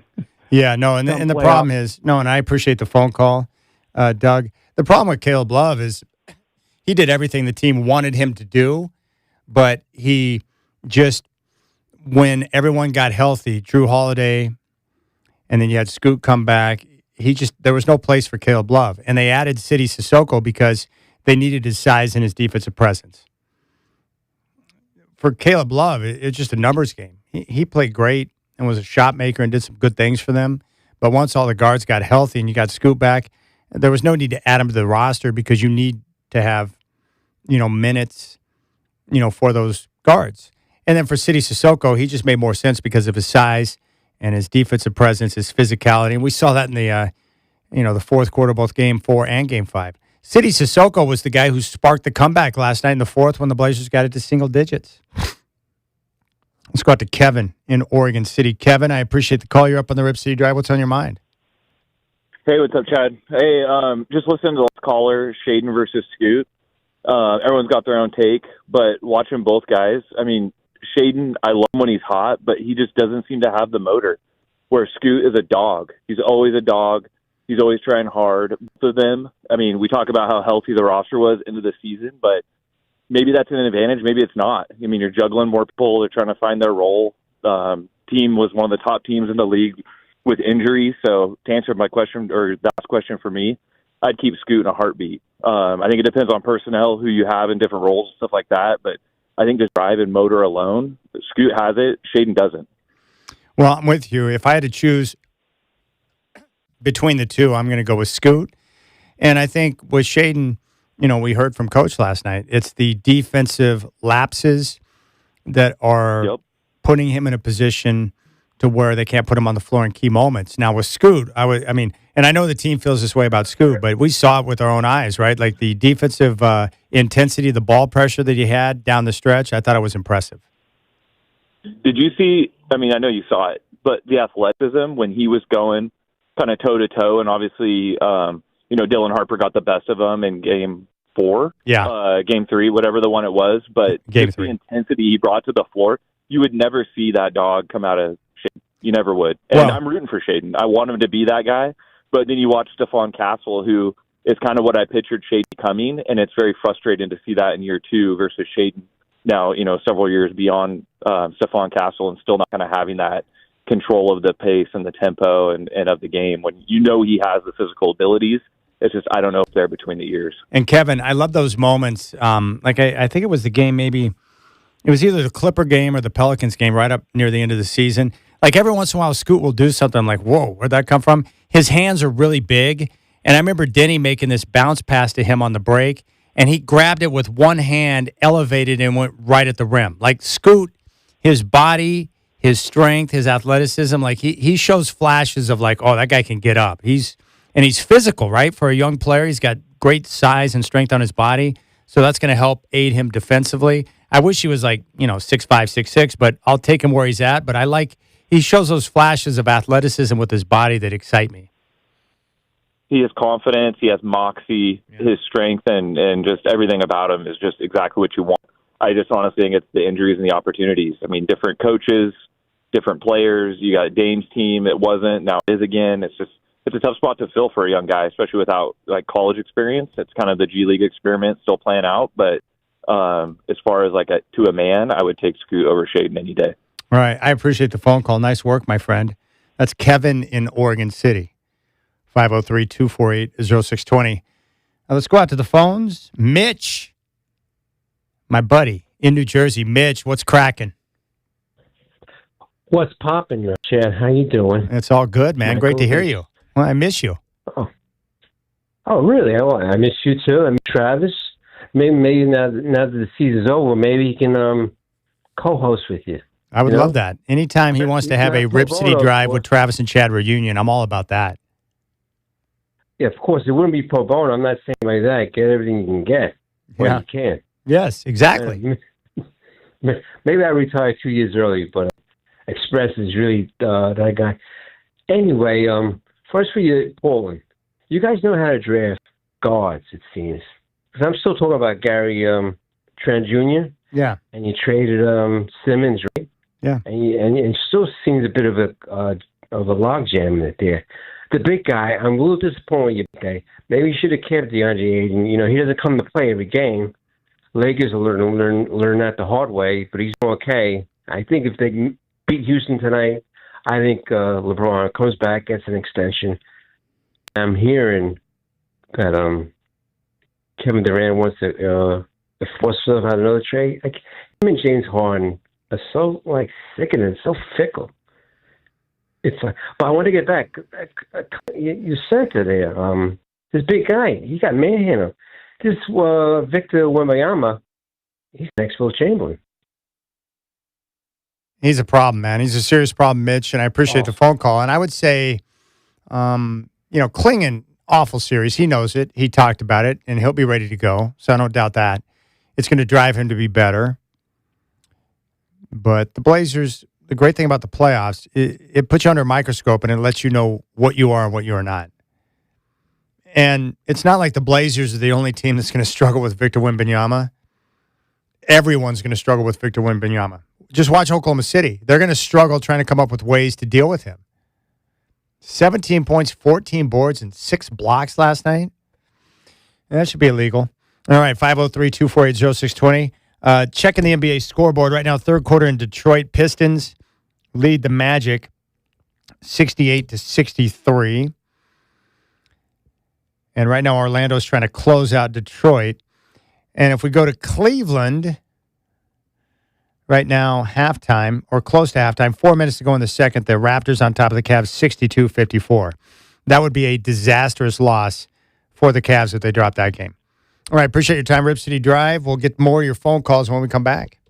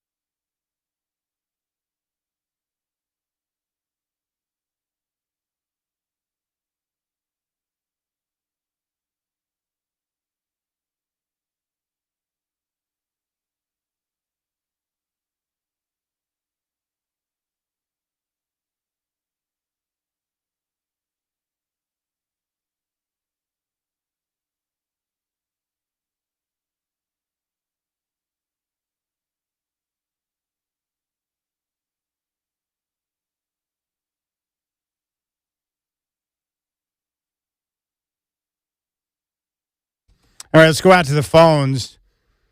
Salem's been very active today. We might as well go there right now. Aaron, you're up on the Rip City Drive. Appreciate the call. What's on your mind?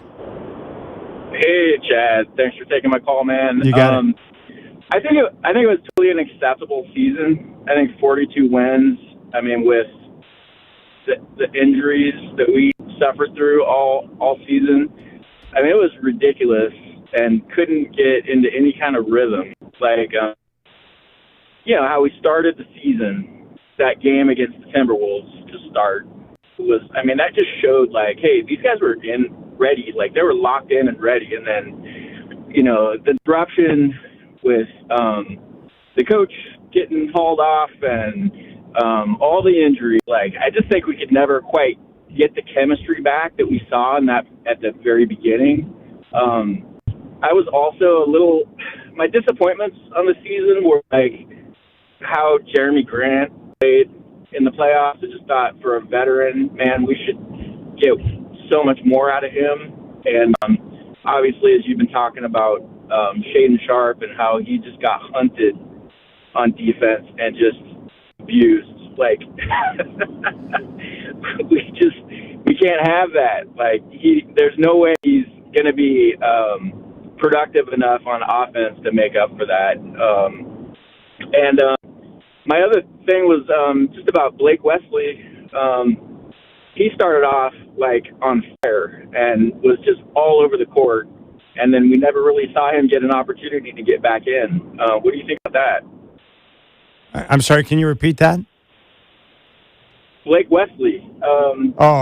He had such a great start to the season and was just like all over the place. And then we never really, after he came back from injury, just never really saw him get any more chances after that.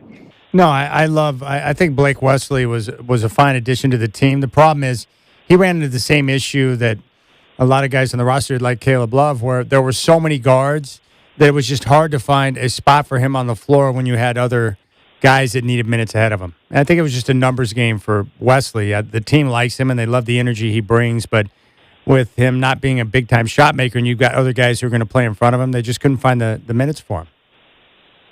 Yeah, good point, yeah. But outside of that, I'm just, I'm hoping that we can haul in, maybe attract a free agent this summer. We really could use some help in there. But if we add one decent free agent, Dame, I think really excited about next season. So that's all I had to say. Yeah, I'm with you, man. I appreciate the phone call. Nice work. That's Aaron in Salem.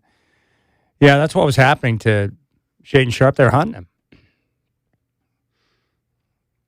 And that's been the big issue with Shaden. It's about, remaining engaged, executing on defense, and needing to be more consistent over the course of a full game in that process. Let's go out to Pat in Portland. Pat, you're up next on the Rip City Drive. What's on your mind? Hey, Chad. Nice to hear your voice on a day of retiring from the game for a while. Yeah, I appreciate that. I want to say thank you to all the individuals that make it happen for us people that love to listen to the radio and the play-by-play and the radio station and everything. You guys keep us posted with what's happening with our Blazers and other sports too. But it really is refreshing to know that we do have a place to turn to and we can listen to, like myself being blind and other people too, that just like that reach out ability. And my two questions are, with the draft coming up on the 10th, do we have any draft picks? And number two, is there a free agent that will be out there this coming season that we could go after that would be somebody that maybe could shoot, let's say, somewhere between 10 and 15 points a game consistently that we could get? Or are we going to have to go out and make some massive trade? Yeah, I think the trade, and I appreciate the phone call, Pat, the trade is going to be where the Blazers are going to make their hay. The reason why is because they're not going to have a lot of money to work with under the salary cap. They'll have a couple of exceptions to work with, but you're going to want to think trades when it comes to the Trailblazers. In regard to the draft, as of right now, they do not have a first or second round pick. the Trailblazers have no picks in the upcoming draft. So the main work for the Blazers is going to be through trades and then through utilizing their exceptions if they're going to add a player. But trades being the number one. That's going to be the key. And we shall see. And I guess for me, I'm just anxious to get to the offseason because I want to see what Tom Dundon's going to do. What's going to be the response with Tiago Splitter? Is he looking to be aggressive right out of the gate and go after a big game, player? Does he want a big name? Is that something that's on his mind right now? I just don't know. We're still learning a lot about Tom Dundon, so we're going to find out a lot. But I'm curious to see what he's thinking and what he's feeling. How aggressive does he want to be? 503-248-0620 is your telephone number. Pistons on top of the Magic right now. Midway through the third quarter in Detroit, 78-71. They dropped back-to-back games. And the Cavs took a 2-0 lead in the series. They dropped back-to-back games in Toronto, and now they trail by 7 at halftime. All right, big thanks to Michael Shacker. Now, tomorrow morning, I'll be on at 10 covering exit interviews. So, local coverage tomorrow morning at 10, a special AM edition of the Rip City Drive. And I'm thankful the show's over because I think I just sharted. All right, so you guys have a good night, and I appreciate you so much. Good phone calls today, too, your insight. You got the Rip City Drive. Back tomorrow morning at 10. Be here or be nowhere.